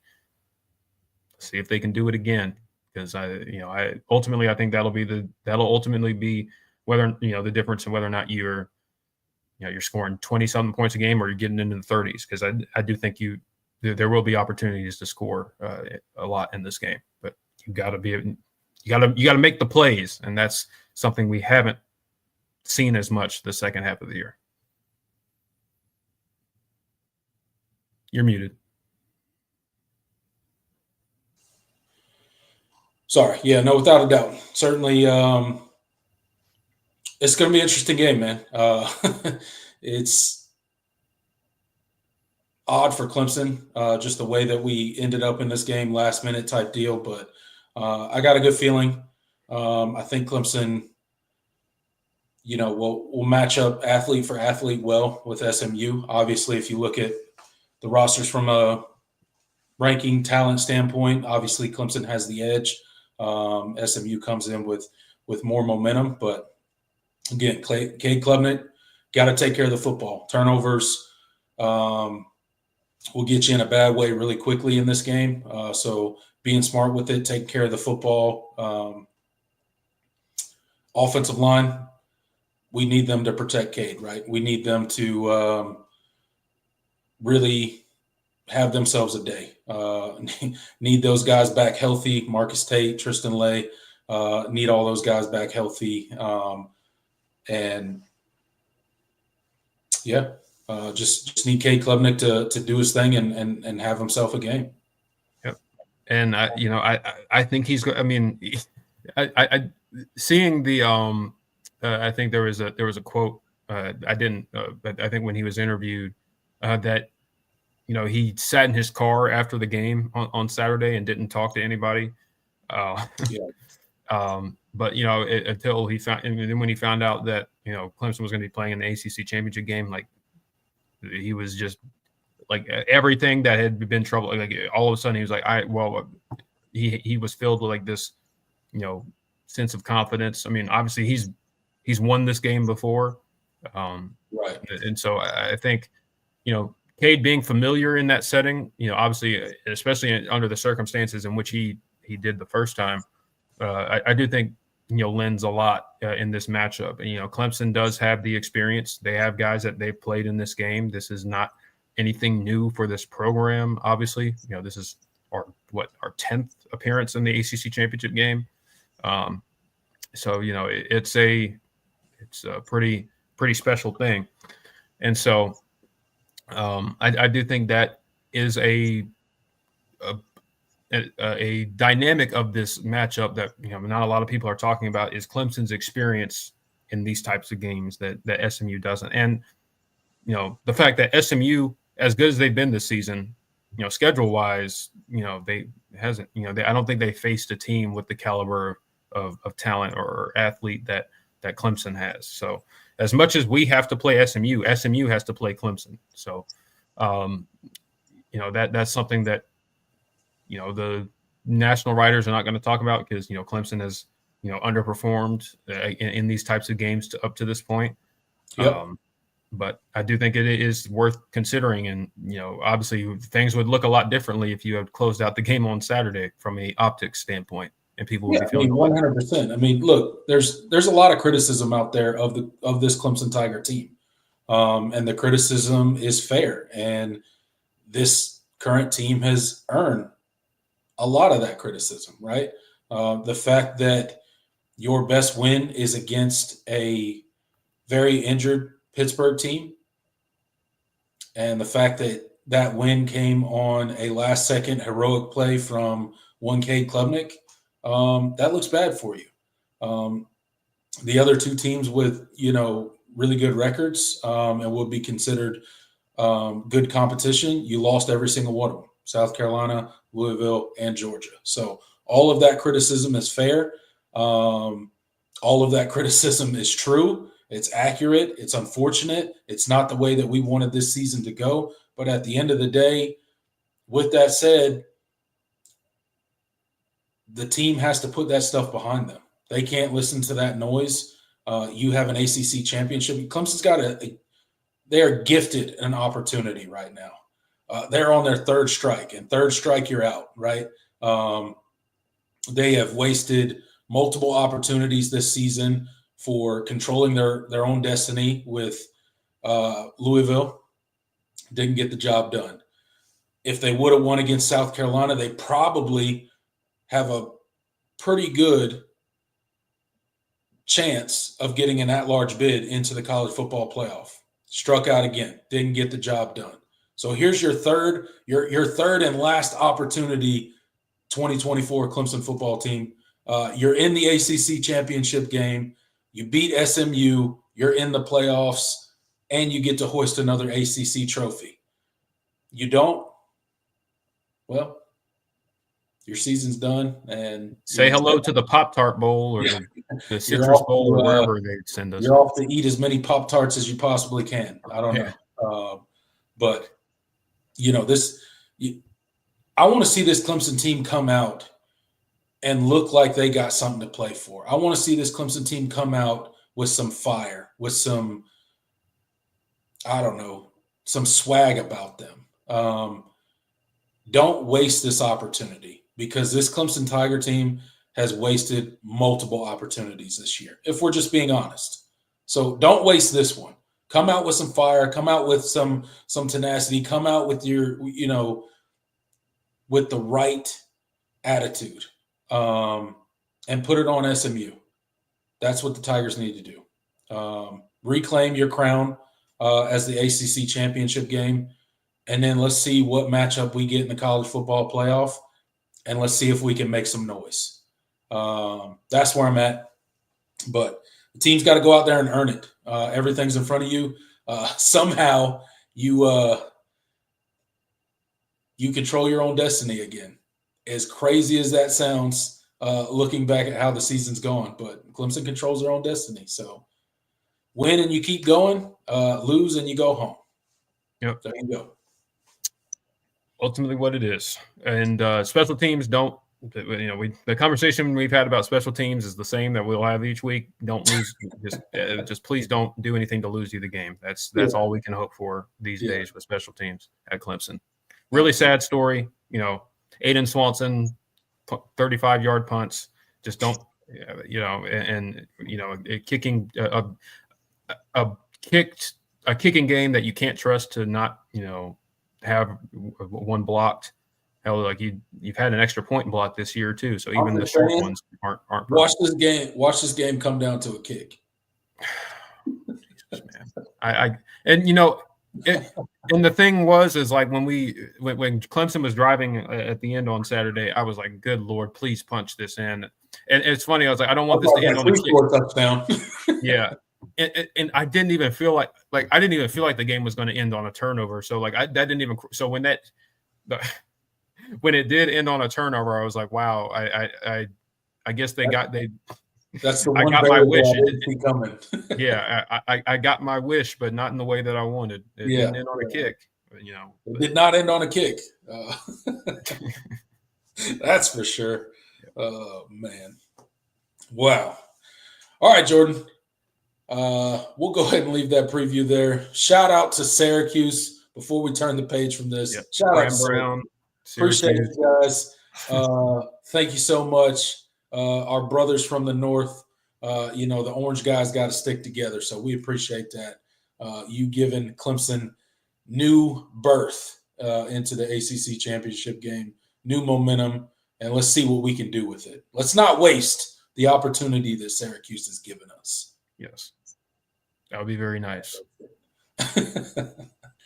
All right, guys, make sure you guys are liking and subscribing to the channel. We got 59 people in the live chat right now. We've been on here for an hour and a half so far. Thank you guys for hanging out with us. Hit that like button while you're in here. It helps the channel. It doesn't take much effort at all. Consider subscribing. Me and Jordan do this all-in show every Wednesday, 8 p.m. We do a post-game live video immediately following every single Clemson game. And we're here year-round talking about college football. So if that sounds like something that you're into, consider subscribing and sticking around with us for the long haul. We would greatly appreciate it. Absolutely. Keep running it up. And it's a lot more, and I know it's a lot more fun for people to watch us when we're after a loss. So, that's when all the people come. Yeah, we might as well, engagement farm when we can. That's right. I love it. All right, Jordan, score prediction time. Time to give our thoughts and our score predictions on exactly what the numbers look like when the clocks hit 0 in Charlotte this coming Saturday. The spread opened up at SMU -2. It now sits at SMU -2.5. The over-under opened up at 53.5. It now sits at 55.5. How do you see it going, Jordan? What's your thoughts? Yeah, man. What's funny is when we predicted the South Carolina game on last Wednesday. Yeah. I picked with my brain I picked with my brain, you picked with your heart. Absolutely. 100%. And I told myself, and initially when I found out that Clemson was going to play in this game, that I was like, I got to be consistent. I can't pick Clemson to win a game against an opponent of this caliber when we haven't seen them do it this year. Right. I can't do it this time. I think Clemson finds a way in this one. I feel like this matchup favors SMU in a lot of ways, especially offensively with how much speed they have. Yeah, some of their strengths directly exploit our weaknesses. Yeah, but I have this belief in Clemson as that part of their DNA in this type of setting in Charlotte.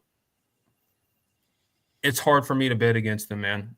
Well, yeah. I don't, and not literally bet. I don't bet on Clemson games anyway. But you get what I'm saying, right? I think Clemson finds a way. I think the offense, creates, has a really, really good outing, and I think the defense makes enough plays. I feel like they took something from last week because in a lot of ways they did play well and they had a good game plan. I think that carries over at least somewhat into Saturday. I think Clemson wins in a really, really tight ball game. It's probably going to be a gut-wrenching, heart-pounding, stroke-inducing game again. Oh, yeah, but it's going to be close. It's going to be a nail-biter. It's going down to the last second type game. That's certainly what it feels like. Yeah, but I think they find it in this one. I'm going to go Clemson 35, SMU 30. I think there's going to be a lot of points, a good amount of points in this game. But Clemson finds a way, and they're headed to the playoff. I really think that. So he's picking Clemson to win outright and over the 55.5 for the point total. Jordan, I'm going to be honest with you. When I first heard that Clemson was going to be in the ACC Championship game, I maybe did not have all of the positive, warm and fuzzy reactions that maybe some fans out there did. Just being full transparency with everybody out there. I was pretty ticked off still from the South Carolina game. And I was like, oh, we're in the ACC Championship game? Good. We're going to go lose another game on a big stage. That was my first reaction. Full transparency, 100% honesty here. I was not full of excitement initially. Eventually, I got there. And then I was like, man, what do I even know about SMU, which is admittedly not very much. I haven't watched them a ton this year, watched them a little bit here and there, but not a ton this year, and really got in and watched a few of their games and tried to figure out who they were as a team. And initially, I didn't feel great about this matchup at all.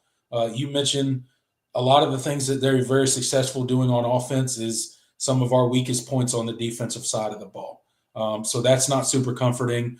They got a defense that can absolutely get after the quarterback. We got an offensive line that is still trying to shake back from injury. So there's a lot of reasons to pick SMU in this game. There's a lot of reasons as to why they're in a 2.5-point favorite in this game. But just like last week when I picked the South Carolina game, and I picked with my heart, I'm doing the same thing this week. I just can't go into an ACC championship game and pick against my Tigers. Not in our home away from home up in Charlotte, North Carolina. We know that venue well. I just can't pick against the Tigers. I think it's going to be a very difficult game for the Tigers. Ultimately, I think the defense gets just enough stops and the offense does just enough to eke out a win against SMU. I'm going Clemson 31, SMU 28. Clemson will be off to the playoffs, and I hope SMU as well. Yes. I think no matter what the outcome of this game is in a Clemson victory, that SMU gets the opportunity to play in this game. They should. And of course, play in the playoff. And if they win, obviously that's great for them too. But if Clemson wins this football game, SMU better be in the college football playoff.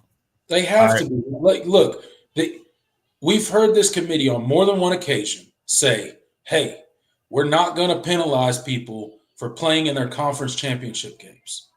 Well, we're about to see.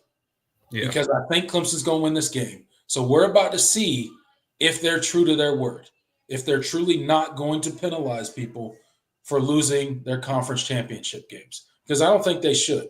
Like an 11-1 team whose only loss is to a BYU team that they only lost by 3 points to. You're going to leave them out. And they're, the quarterback that they've had the most of the season wasn't even the starter in that game. He got plugged in. So got plugged in late, and then they moved on, and he's kind of led them through the rest of this season. So, technically, this guy don't even have a loss on his resume. So you got to factor that in, I think, if you're the committee and look and be like, oh, well, they were starting this other quarterback. This guy kind of took the job. Ever since he's taken the job, they haven't lost up until this game, right? So that's just my thoughts on them. I don't think this game should matter for SMU for the simple fact of getting into the playoffs. Now, it should matter. They obviously want to come in. They want to win the ACC championship in the first year in the conference. That would be amazing bragging rights for them. But again, I think the Tigers get it done. 31-28 is my score prediction. You got the score 35-30 in favor of the Tigers as well. So that's how we see it shaking out. Hopefully you guys will get your score predictions in the chat as well.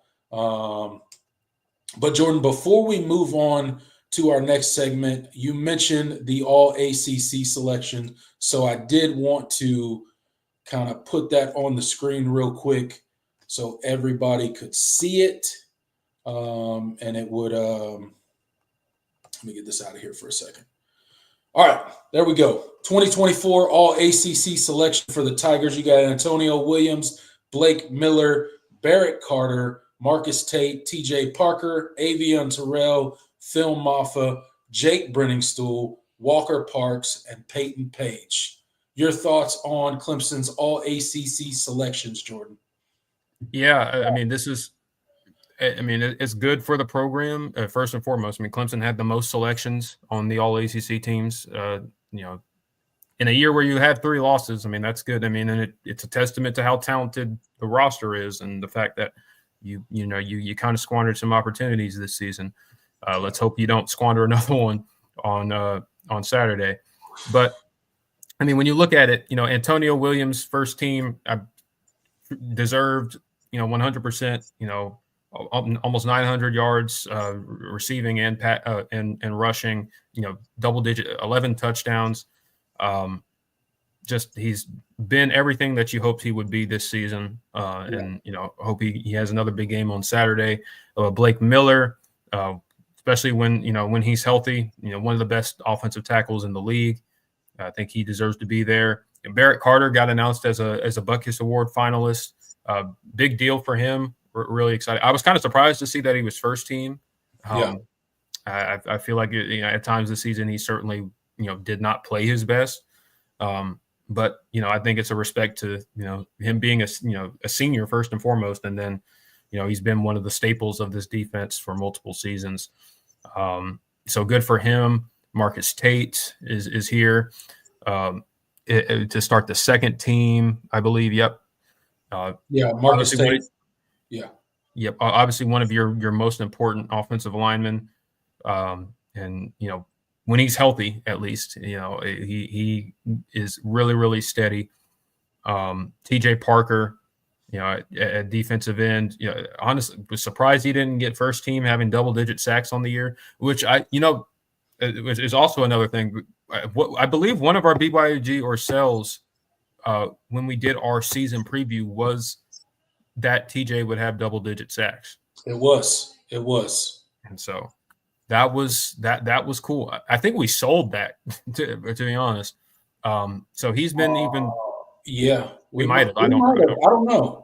I don't know what we did on that one, because we knew Peter was going to be opposite. So I don't know. Yeah, I don't know what we did with that one, but I'm just going to go with we bought it and we were right. So we'll take the win on that. You bought it and we were right. We can do that. It's our show. Nobody's going to go and fact check us. Right. Please don't. Fact check if I don't care. That's the story, and I'm sticking to it. Yeah, even if you do fact check us, we are going with this narrative. Okay. I'm not changing. But yeah, TJ Parker, double-digit sacks. He's the first Clemson player to have double-digit sacks since Cleveland Farrell in 2018. So that is to tell you the kind of season he's had. That's a big accomplishment, man. That's huge. Yeah, absolutely. But didn't get first team for whatever reason. I can whatever. Avion Terrell, second team All-ACC. Your number one corner. Yeah, he's been really steady all season. One of the best cover guys in the sport and all of college football, in my opinion. Phil Maffa, well deserved, especially for what he brought. The first for most of the season, and obviously he's definitely slowed down the last couple, but and I believe he starts off the third team if I'm reading that correctly. Jake Brenningstool. He's had a really nice year on the whole, third team. Walker Parks, when he's healthy, which, has been hit or miss over his career, he's been, one of your, arguably your best offensive linemen. Hopefully, you get it. He plans on coming back another year. They got a year back. So that's going to be potentially massive for this offensive line next season. And then Peyton Page. Really awesome to see him get an All-ACC selection, because I feel like we don't talk about him enough, because he's been around for so long, and he's just been kind of steady. He's not been one of those guys that's been in and out of the lineup with injury. He just goes in there, does his job, and he's really disruptive doing it.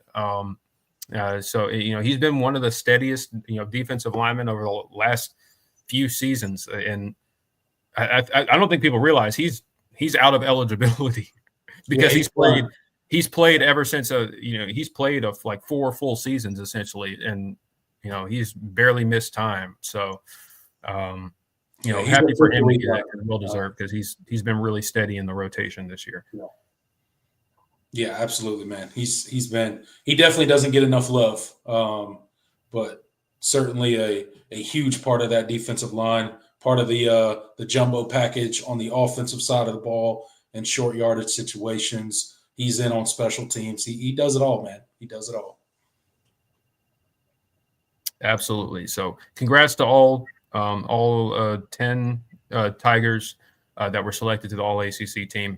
Cade Klubnik being omitted from any of the All-ACC teams is still kind of rubbing me the wrong way. I mean, threw for over 3,000 yards, over 30 touchdowns to just 5 picks, total touchdowns to just 5 picks. And, another, how many yards does he have rushing? Like 400, 300? I'll tell you right now. Give me 1 second. It's in that ballpark, and another like 4 touchdowns. Like, I mean, what couldn't he have done to not deserve one of those All-ACC teams? He's 12th in the country in QBR with an 80. I don't know what he needed to do to make an All-ACC team this year. I feel like he played well enough to deserve at least third team. I didn't expect him to be over Cam Ward or even Kyle McCord, who led the nation in passing yards. I'm fine, I understand that, but he's got over 3,000 yards passing, 29 touchdowns, 5 interceptions. And then he gave you another 437 yards on the ground and 7 touchdowns. Seven rushing touchdowns. 7 rushing touchdowns. And I believe the 13th pick is the quarterback we're playing on Saturday in Kevin Jennings. And I think he's had a great year, but he's thrown less touchdowns, less yards. He's thrown more interceptions. He has not rushed for as many yards or as many touchdowns as Cade. Correct. I get that he was not the full-time starter for part of the year, so that does factor into it. Sure. But I don't know. I feel like I think he got on Trevor mentions in the chat that he got honorable mention, which is, I mean, that's cool, but I feel like he played well enough this season to warrant a third team selection. I don't. Maybe that's just me. I don't know. I mean, responsible for 36 total touchdowns and only 5 interceptions. I think he earned it, but again, obviously, the people that vote on that feel much differently than we do. So shout out to all the 10 selections from the Tigers. Congratulations to every single one of them. And here's to the postseason. Here's to making a run of it. Yep. Absolutely. All right, Jordan, it is BYOG or sell time, the last segment before we turn it over to the chat section. So let's go ahead and get it done. BYOG or sell, I will start. And I'm going to go 2 teams from the ACC make the 12-team playoff. BYOG or sell? I have to believe that the committee will have some integrity. I want to believe that they have integrity. I'll say BYOG, I'll buy, but it's like if you wanted me to put a number on it, it's probably like a 3 in terms of confidence of that happening. If Clemson were to win this game, and I feel like the committee, like the chances of the committee finding a BS way to slip Alabama in there over SMU feels pretty. It feels, very, very possible. So I'm going to have hope just for the SMU, for any SMU fans that are watching. Like if Clemson were to win this game, I will be going to bat for them to make the playoff because I feel like they've earned it already. And Rhett Lashley has talked about it this week. Like if SMU gets left out of the playoff because they lose their conference championship, then that's going to start a whole conversation about coaches wanting to opt out of their conference championship games if they've earned if they're already solidly in the field. Like, Yeah, I mean, at that point, yeah. Do you want to play in your conference championship at that point? You're 11-1. Your second loss is in the conference championship game, and you drop out of the playoffs. Like, I can't pretend to know the gymnastics, the mental gymnastics that the committee will have to go through in order to leave SMU out of the playoffs if they end up losing to Clemson. It better not happen, dude. It better not happen. Because so in my opinion, if they leave SMU out of the playoffs this year, basically what that does is that tells every single ACC team, hey, if you don't win the conference, just don't even worry about it. Like, that's your only path to the playoff. That's what they're saying, in my opinion. If SMU loses to Clemson, 11-1, 11-2 after that game, and they don't make the playoffs, they're telling every single ACC team, if you don't win your conference, you're not going to the playoffs. So just don't even worry about it. So hopefully that doesn't happen. Hopefully our Tigers get it done. And then hopefully SMU is in the playoffs with us and can make a little noise of their own. Yep, absolutely. All right, my turn. All right, BYOG or sell. Clemson wins the turnover battle by more than one. I'll buy. Clemson's been really good in the turnover margin so far this year. I don't know the exact stats on it. What are we up in the turnover margin this year? I believe we are 14. Yeah, 14, and I believe that's good for top 10 in the country. Yeah, we're up 14. So, yeah, I think we definitely win the turnover margin in this game. Man, that's another thing that sucks is that you've been so good. How bad you were last year at at preventing turn giving the football away, and then this year you've been so good at not only. I mean, this defense has forced turnovers. They've certainly lacked in other areas, but they forced turnovers, and offensively, you've done a good job of not giving the football away. So it sucks that you have 3 losses the way that you do, but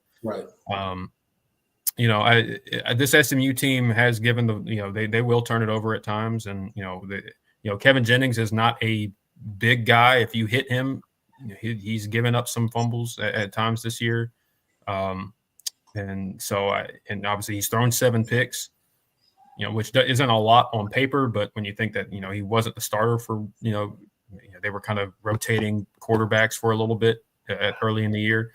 It's like, okay, well, you can get a pick on him, and they are they're an aggressive offense. They try to create explosive plays. I mean, he's 9.3 yards per attempt, I believe. So, they do. They are a very explosive passing offense, and they will take chances. I think Clemson. I'm with you. I think Clemson can win the turnover battle here. You want to do another one or another round, or do you want to hit the comments? Yeah, I got another one for you. I'm gonna go. This is gonna be on the game right here. So the winner of the ACC Championship, whether that be SMU or Clemson, the winner will need a game-winning drive.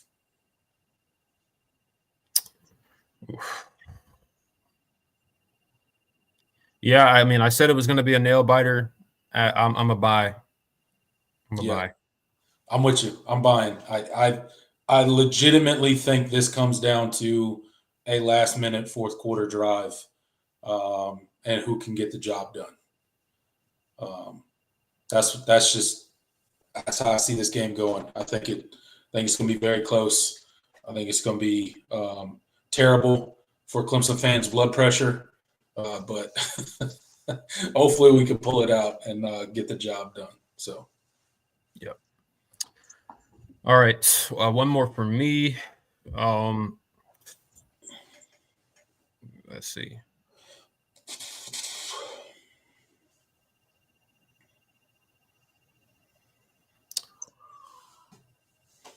Okay. Clemson outscores. No. Okay. Look, Clemson outscores SMU in the middle 8, and that's the difference in the football game. BYOG or so. I forgot to say that first.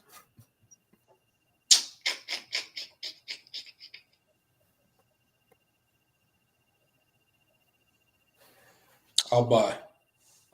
That's a good one though. Yeah, that's a good one. I really like that one. That's good. I'll buy because I think if not, then we probably ultimately lose the game. So got to win that middle eight.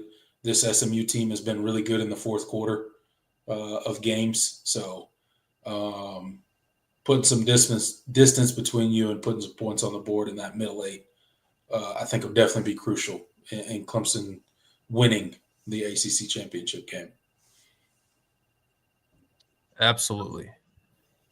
All right, let's see what you guys are talking about in the comments. Well, let's get your BYOG yourselves first, and then we'll transition to the regular comments. Let me see. I want to get the beginning here. Mir says BYOG or sell. Tyler Brown 50+ yards receiving. Oh, I would love that. That'd be cool. That'd be I'm great. going to sell, but I think you see him. But man, a Tyler Brown breakout legacy performance in this game, coming back from injury would be legendary. But I can't expect that. He goes for like 5 catches for like 110 yards and 2 touchdowns. Imagine. just goes off. Yeah, that'd be great. I don't think it happens, but that would be fantastic. He's certainly capable of it. I just don't know what his health situation is right now. Like, I feel like he's probably been good to go for like a week or two now, but then again, I don't know. Like, I don't know. So I don't know if they're gonna like limit his snaps or what they're gonna do, but I'll sell on them 50+. Yep. But then again, I mean, he runs a slant across the middle. He could go for 70 on one play. So, yeah, who knows? Who knows? BYOG or sell. Cade 250+ passing yards, 3+ total touchdowns. I'm going to buy that. I think Cade is going. I think you're going to win this football game on the arm of and legs of Cade Klubnik. And legs, yeah.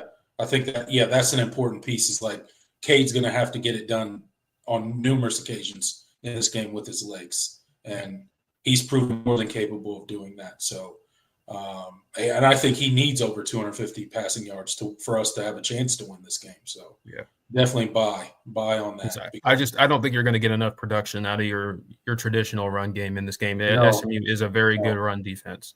They're a good run defense. You got a banged up, lead back.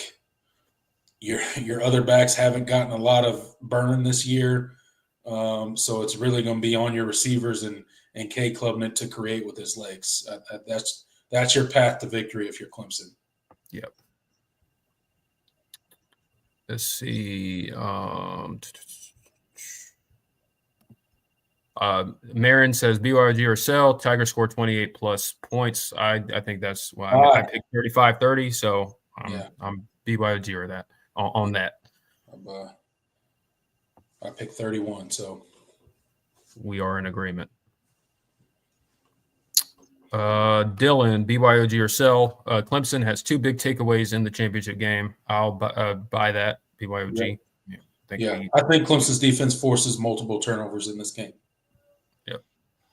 And I think that you're going to have to, because this offense, this SMU offense is explosive, and so you're going to have to. If they give you a gift, you got to take advantage. Right.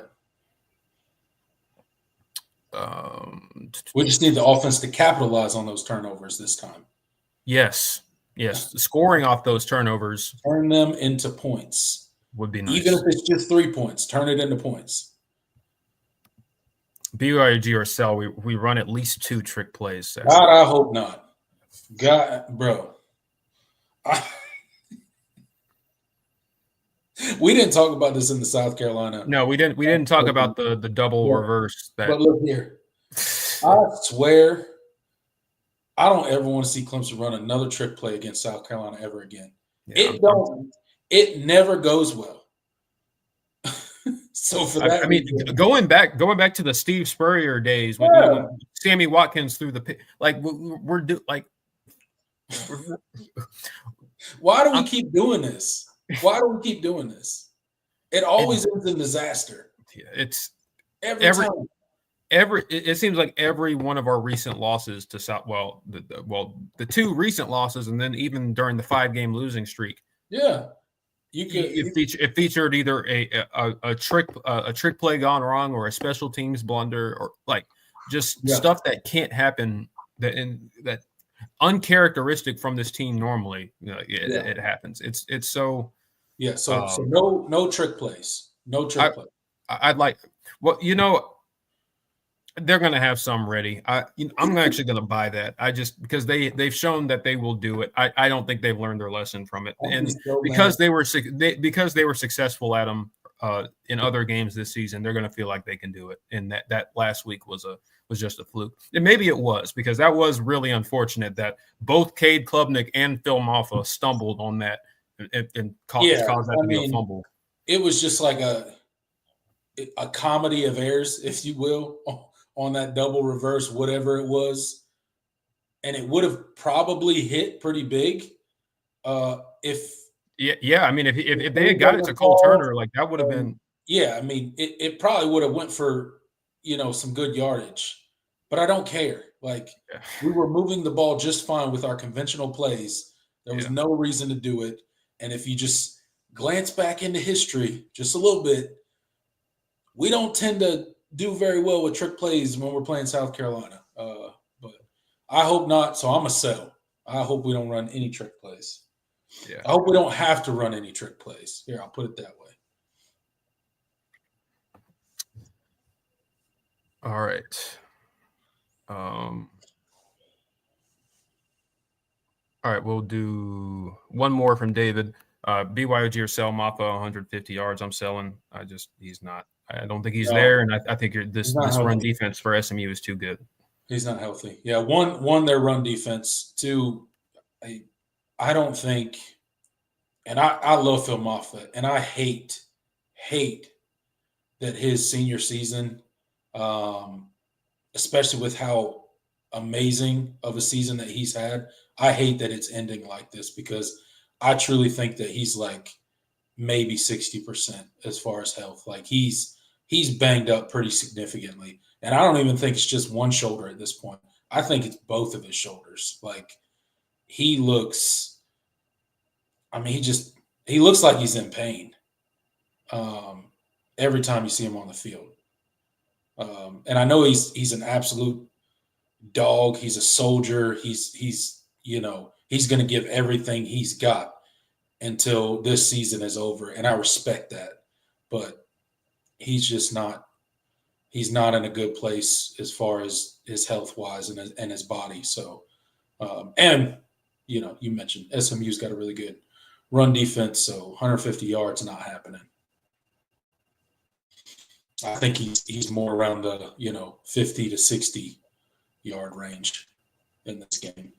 Yep. All right. With that being said, I think we're going to turn it over to you guys. Whoops, I wanted to get rid of the band. There you go. You got it for me. We're going to turn it over to you guys, see what you guys are talking about in the comment section, questions, concerns, commentary, whatever you want. If you want to make sure that your comment is read, the super chat feature is available. That is the best way to make sure that if you have a question, that we answer it, because there's a little bit more of you tonight. So we're going to be kind of rapid fire here. Let's see where to start. Before we move to the questions, we got 50 people in the live chat right now and only 30 likes. If you guys could please get it a little closer to the 50 mark, that would be greatly appreciated. Hit that like button, hit that like button, hit that like button. Spaceman says, does Super Chat go to NIL? Yes. Yeah, it does go to NIL. It goes to me and Jordan's NIL fund. Yep. Yeah. Directly to it after you take their significant cut, of course. Yeah. But still, any and all support, greatly appreciated. That's how it goes. support the TPC and Jordan NIL fund. Yep. If you're not going to donate to 110. Yeah, if you're not going to donate to 110, you might as well donate to us. Okay. We're just missing, kind of. Yeah, Jay, on the trick plays, he said it just confuses me because we run the trick plays when the simple stuff is working. Yeah, and that it really is the timing of it when you're up a touchdown and you've been in control of the football game and you're driving the ball into South Carolina territory with your regular offense. It just, why do you feel the need to do that there? Like, yeah,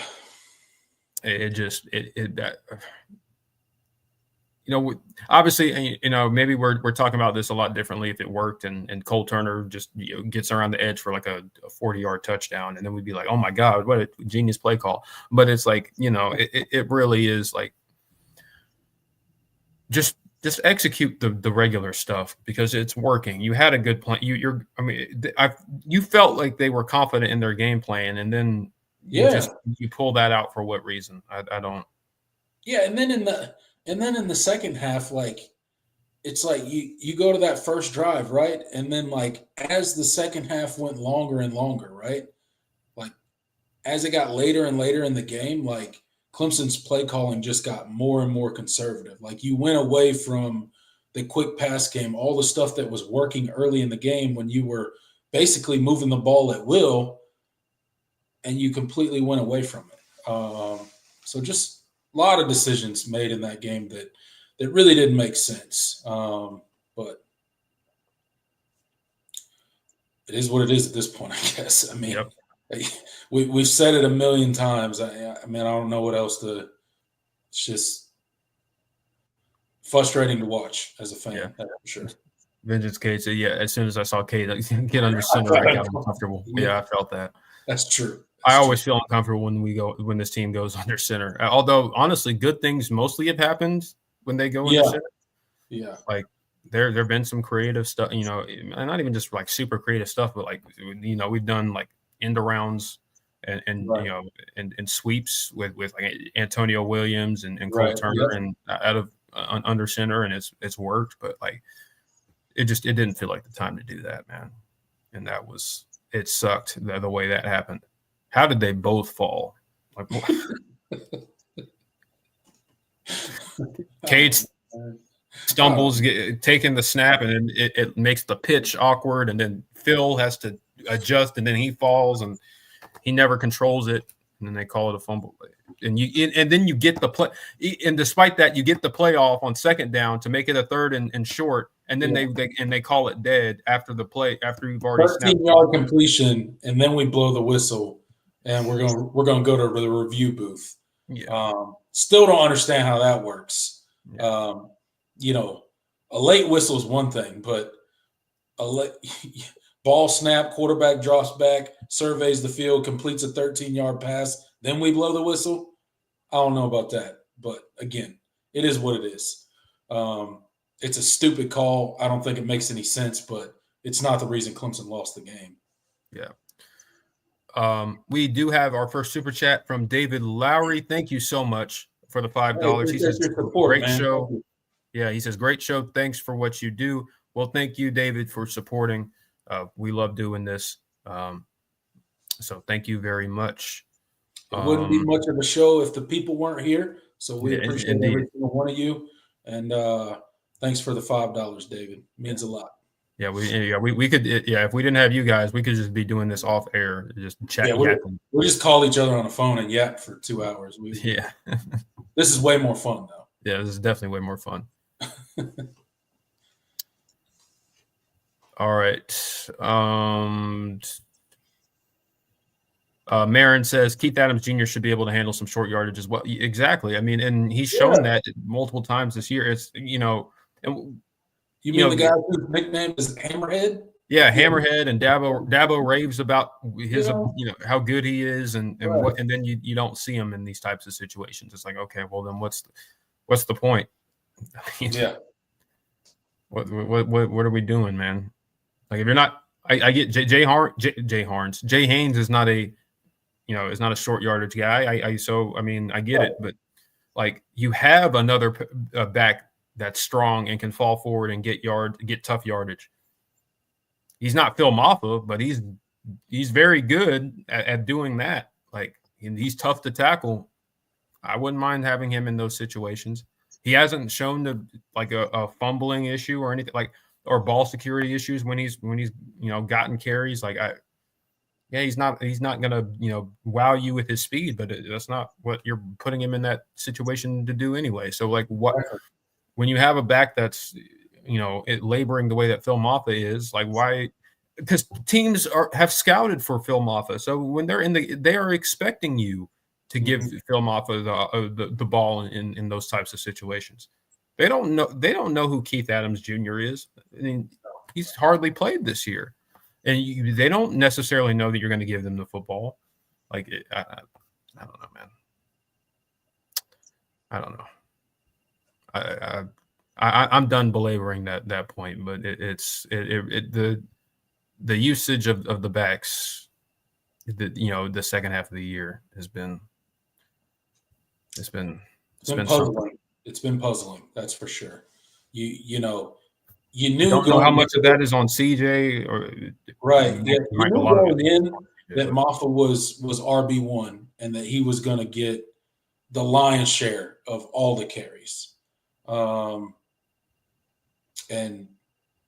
you thought other dudes would get a little bit more burn than they have. Yeah. And honestly, if you look at Maffa's carries, he doesn't have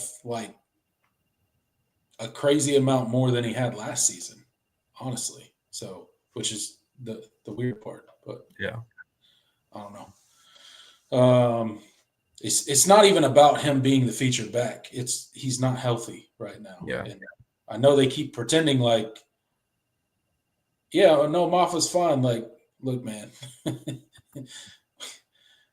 I know we're not in the locker room and we're not privy to all the inside information, but you can clearly watch Maffa run the football and be like, that dude is hurt. It's very, very obvious. Absolutely. John says, I seem to remember Taj going under center at times, and it worked almost always for him. Yeah. Yeah. Did it all. Chad Morris, he did it all. He did it a good bit.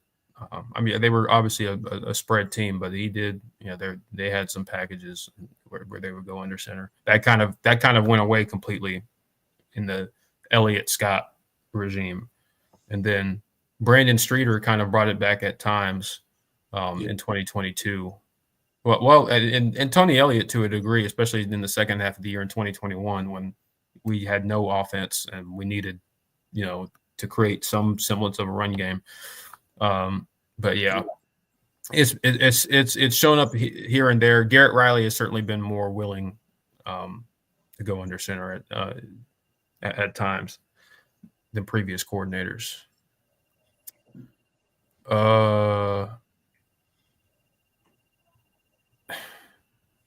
Jay, Maffa saw Cade falling and said, "Hey, I want a piece of that." Yeah. He said, "I got you, bro." So you guys are having a fun little argument in the chat. Spaceman and I don't know what you guys are talking about, but they're talking about something in there. I don't know. Try not to, we can have arguments, but let's keep it, together, not personal. Yeah, keep it respectful. Yeah. Keep it about football. How about that?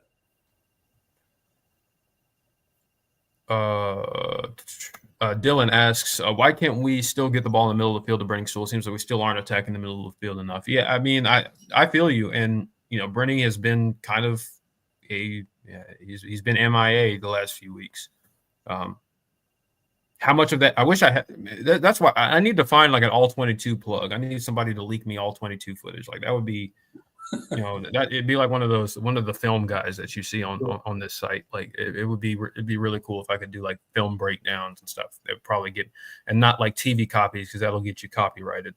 Yeah. So it would be really nice. I need to get like an all 22 guy, but that's really hard to come by, and you have to know somebody. It's a whole thing. But yeah, I think he was hurt. He definitely was dealing with something. Yeah, I think he got held out for. Was that the Citadel game that he got held out for? Yeah, the Citadel. Yeah. So obviously he had something going on. I still have no clue what it was.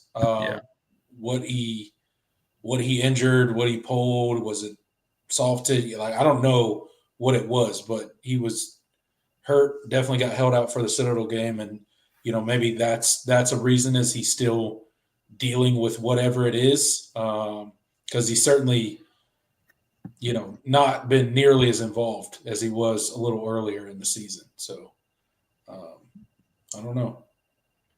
Yeah. My only thought is, with his, lack of targets and stuff is him being injured. I don't know why else they would go away from a guy as dynamic as Jake Brenningstool.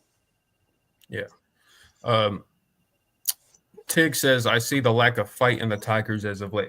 I'm gonna disagree. I don't think that Clemson didn't fight, especially last week. I thought they played their tails off to try to win that football game. It was to the point where they were undisciplined, especially defensively, and they didn't capitalize on opportunities on offense. Like, it just, I don't think fight was the problem. I don't feel like this team wasn't properly motivated to win this football game. I thought they had a really good plan. They felt really confident in the plan, and I thought they played really, really hard. That's not what I saw on Saturday. It just it's just the little things that they didn't do well that cost them that football game. Yeah, I mean, that's what it is. I think I don't know that I say they lack fight, but some of the play calling in that second half definitely felt like they were trying to hold on and not lose. Yeah. Instead of attacking and trying to win and put more points on the board. So from that standpoint, yeah, I see what you're saying, but I don't think that had to do with the players on the field and their effort. Yeah. They realized the magnitude of the game. I think the players did. They wanted to win that football game, and you could tell how But with that said, there was certainly some poor coaching decisions made in that game. Several of them on both sides of the ball. So, but that ain't on the players, right? Let's see.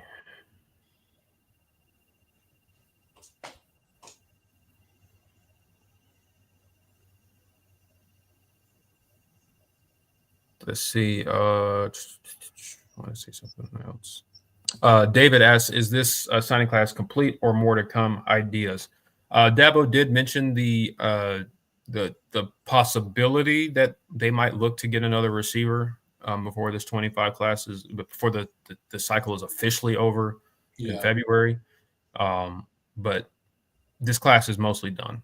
I think they at most maybe add another receiver if the opportunity presents itself. But I think other than that, I don't think they plan on adding anybody else. Yeah, it seems like they're done for the most part. I don't know. I think they're going to see who leaves via the transfer portal and then, make some assessments after that. Yeah. Absolutely. T-Unit says apparently Dabo has lost his recruiting touch. I don't think that's it at all. I think Dabo is just as good of a recruiter as he always has been. I think that the landscape and the other aspects of recruiting that we've all talked about have made it. It's a different game than it was. So from building relationships and being a really, really phenomenal recruiter, I don't. I think this staff in general has good recruiters. They just you're not spending the kind of money that other schools are, and it's costing you kids. Not just kids you don't get, but the kids you do get that have left your class. So I get what you're saying in terms I get what you're trying to say in terms of Clemson's certainly not recruiting the way they were. Yeah. That's certainly true, but I don't think it's because Dabo has like lost his touch or doesn't know how to speak to the kids, and he doesn't know how to get kids on campus. Like all of that stuff is not a problem. I think it's a different game than it was. Yeah, looking at the numbers, it would appear that he's lost his touch, but when you really look at it, it's because building relationships and being a good salesman and being able to sell the vision of your program and everything like that to parents and student athletes is only one aspect of recruiting now. Yep. Now you got NIL packages and all this other stuff that kind of muddies up the recruiting waters, if you will. So I think, yeah, to your point, Jordan, I think Dabo's just as good as a recruiter as he's always been. But unfortunately for Clemson, being a salesman of your program and being able to build relationships that's not the only aspect of college football, and might not even be the most important aspect of recruiting here pretty soon. I don't know. Yeah. Zachariah with the $2 super chat. Thank you so much. He says, putting all my money into XRP to give Clemson NIL money. Well, I hope your returns are substantial. Yes. So you can single-handedly fund the 110 Society for us. Yeah, absolutely. We wish you the best of luck in that endeavor, and because we need it, man. Yeah. We need it. 100% returns and all that stuff. Hope you get it. Tiger Tom asks, what is the line on this game? I haven't checked yet. SMU minus 2.5, I believe, right now. Yeah, they are 2.5 point favorites. Yep. So,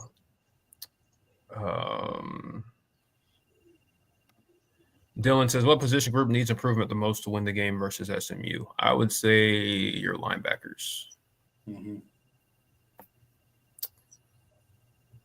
Linebackers tackling at the second and third level. Yeah. 100%. That's gonna be a big key to the game, because SMU is going to test you sideline to sideline. They're fast. They are fast. Jay says, pretty sure y'all won't answer this, but do you think a new defensive coordinator hire has already been made? LOL. A new hire has been made. I'm not sure, to be honest with you. I do think that a decision has been made as far as the future of that position. Yeah. I do think Dabo's mind is made up in regards to that. I think his mind is made up. And if he decides to ultimately move on, best believe he's already got a plan. Yeah.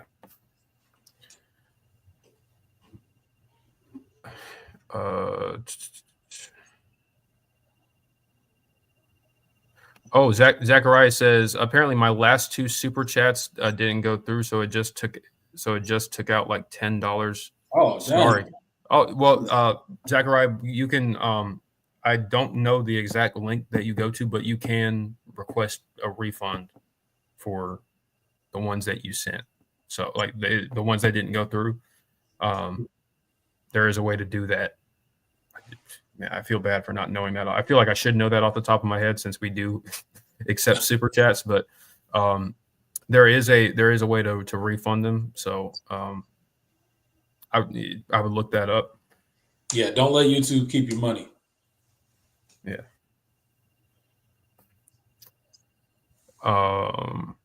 Let's see. Tiggs asks, do we have too many wide receivers and not enough defensive backs? No, I think your numbers are pretty good there for both. You will see with the roster moving to 105, you're going to see numbers at position groups change, though, I think. Yeah. Oh, sure. Yeah. As of now, I think you're good. You're in. You're gonna have to build your roster a bit differently when you have just 105 guys on the roster or whatever the number is going to be. Versus what does Clemson have right now? 130 something.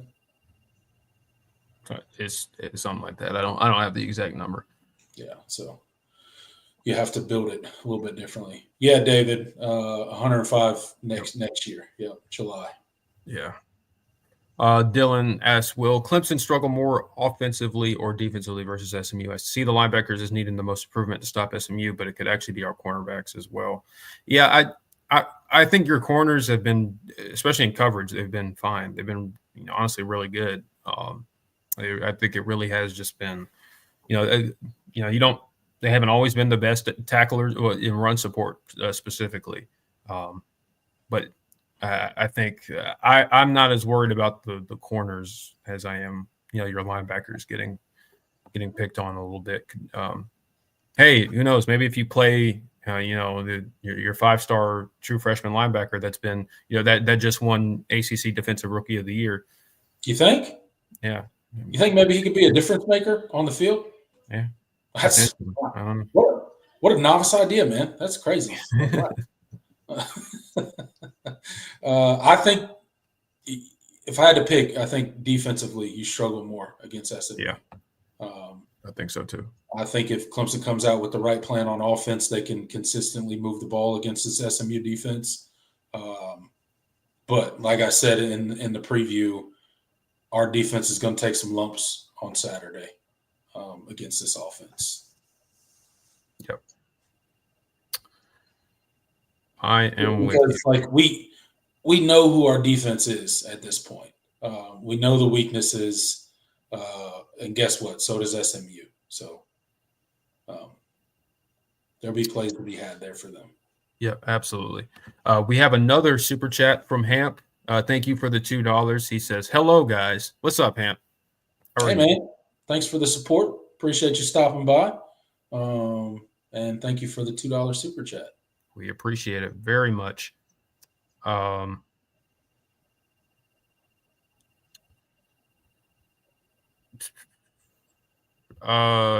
Tom says, is the defense really as slow as they looked against Carolina, struggling to run down Sanders and Sellers? I think they're slow not because they don't have the speed as far as athleticism. They're slow because they're not in the right position or they're not. Yeah, they're not filling their gaps. Not triggering when they're supposed to. Like it's poor angles. Yeah. It hasn't been a well coached unit this year. I'm just put it that way. The truth is the truth. Yeah.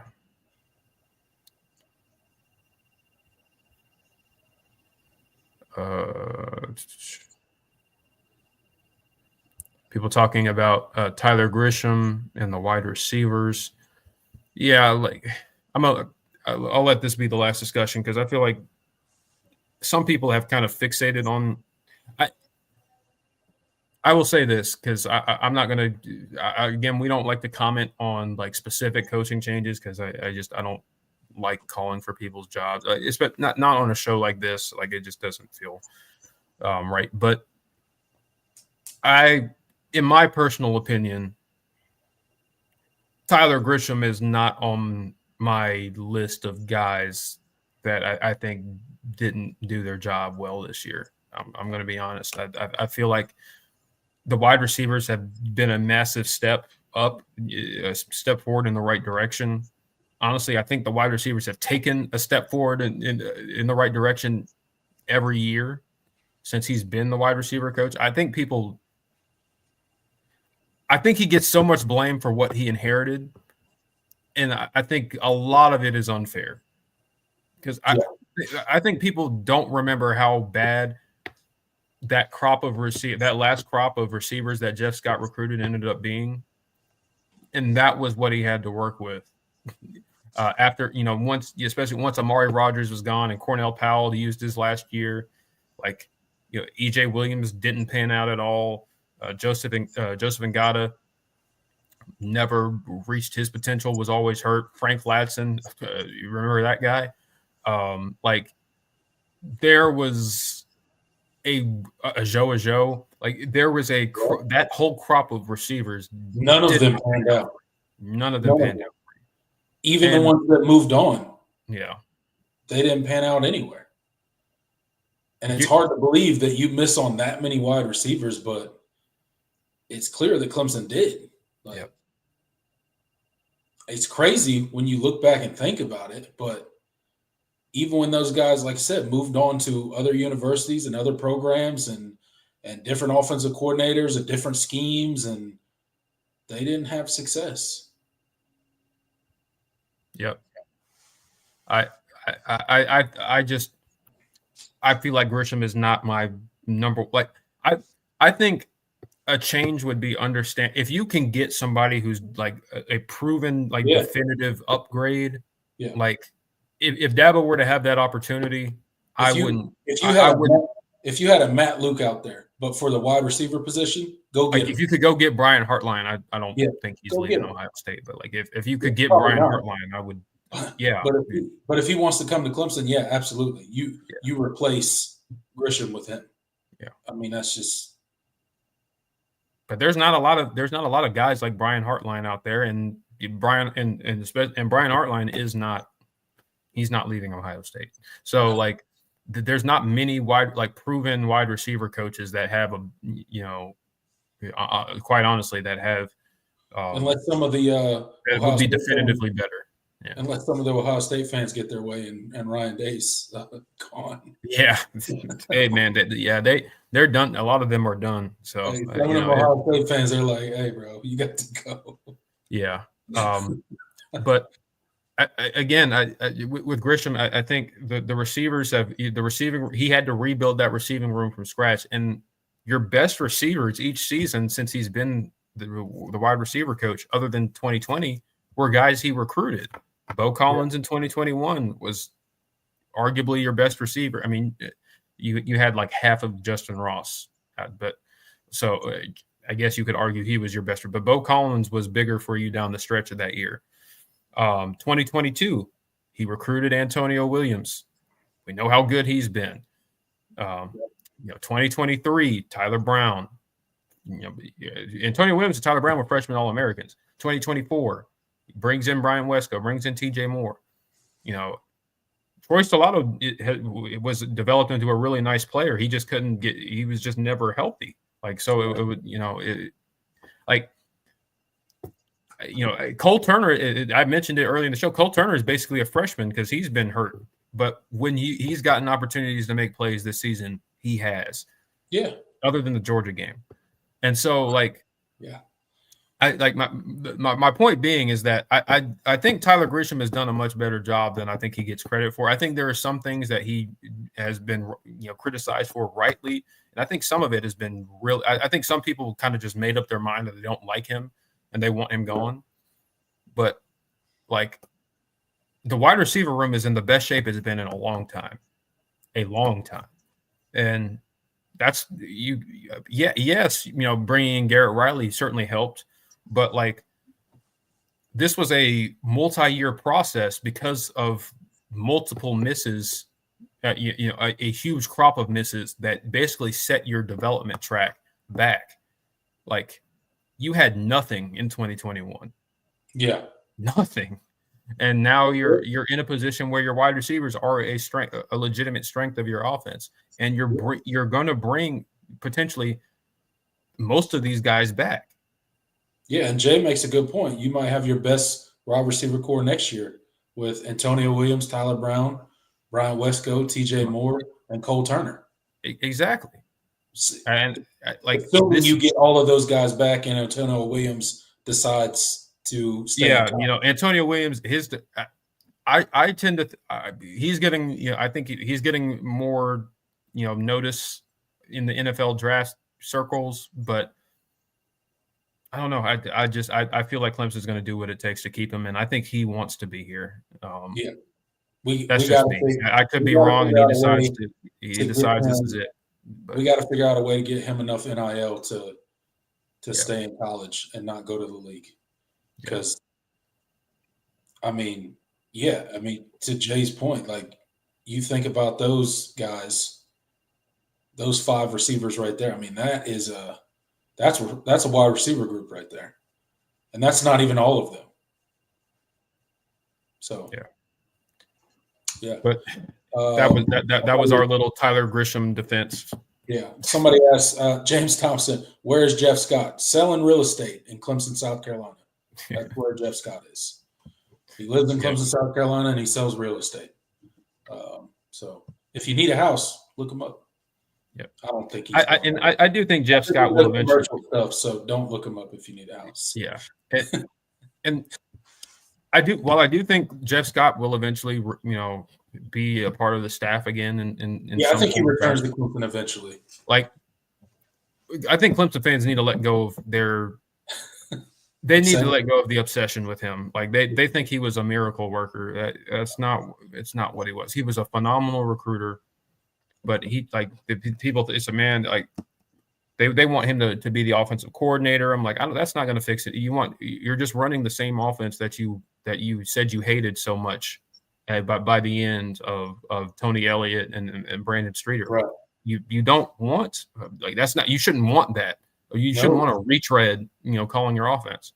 So I think people need to let go of their infatuation with Jeff Scott because it's just. I would love to see him come back in some sort of recruiting role. Yeah, absolutely. He's a phenomenal recruiter. He's a Clemson like recruiting coordinator or something like that. Yeah, I'd love to see that because that dude can recruit with the best of them.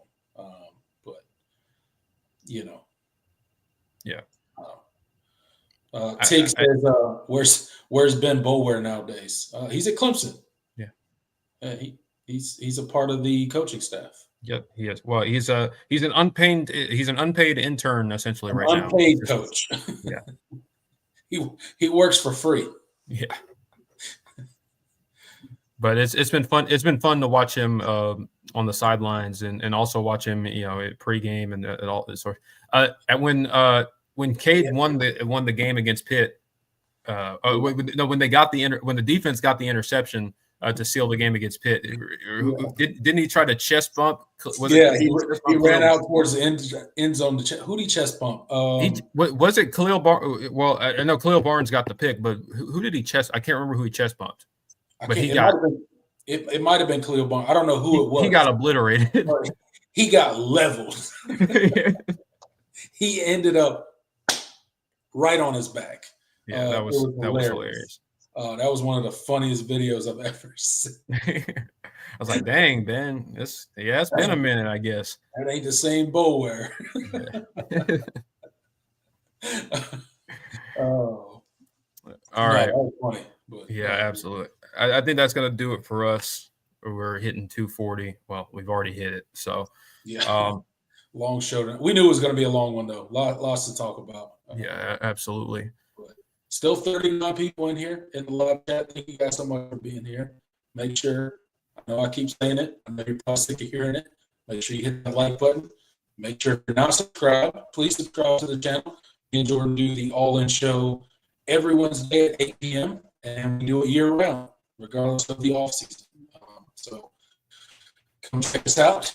Hang out with us long-term. And then don't forget, we'll do a post-game live video immediately following this very late ACC Championship game. We'll be right here giving you our raw, unfiltered reaction to everything we saw in the game. Yep, absolutely. We will see you guys Saturday.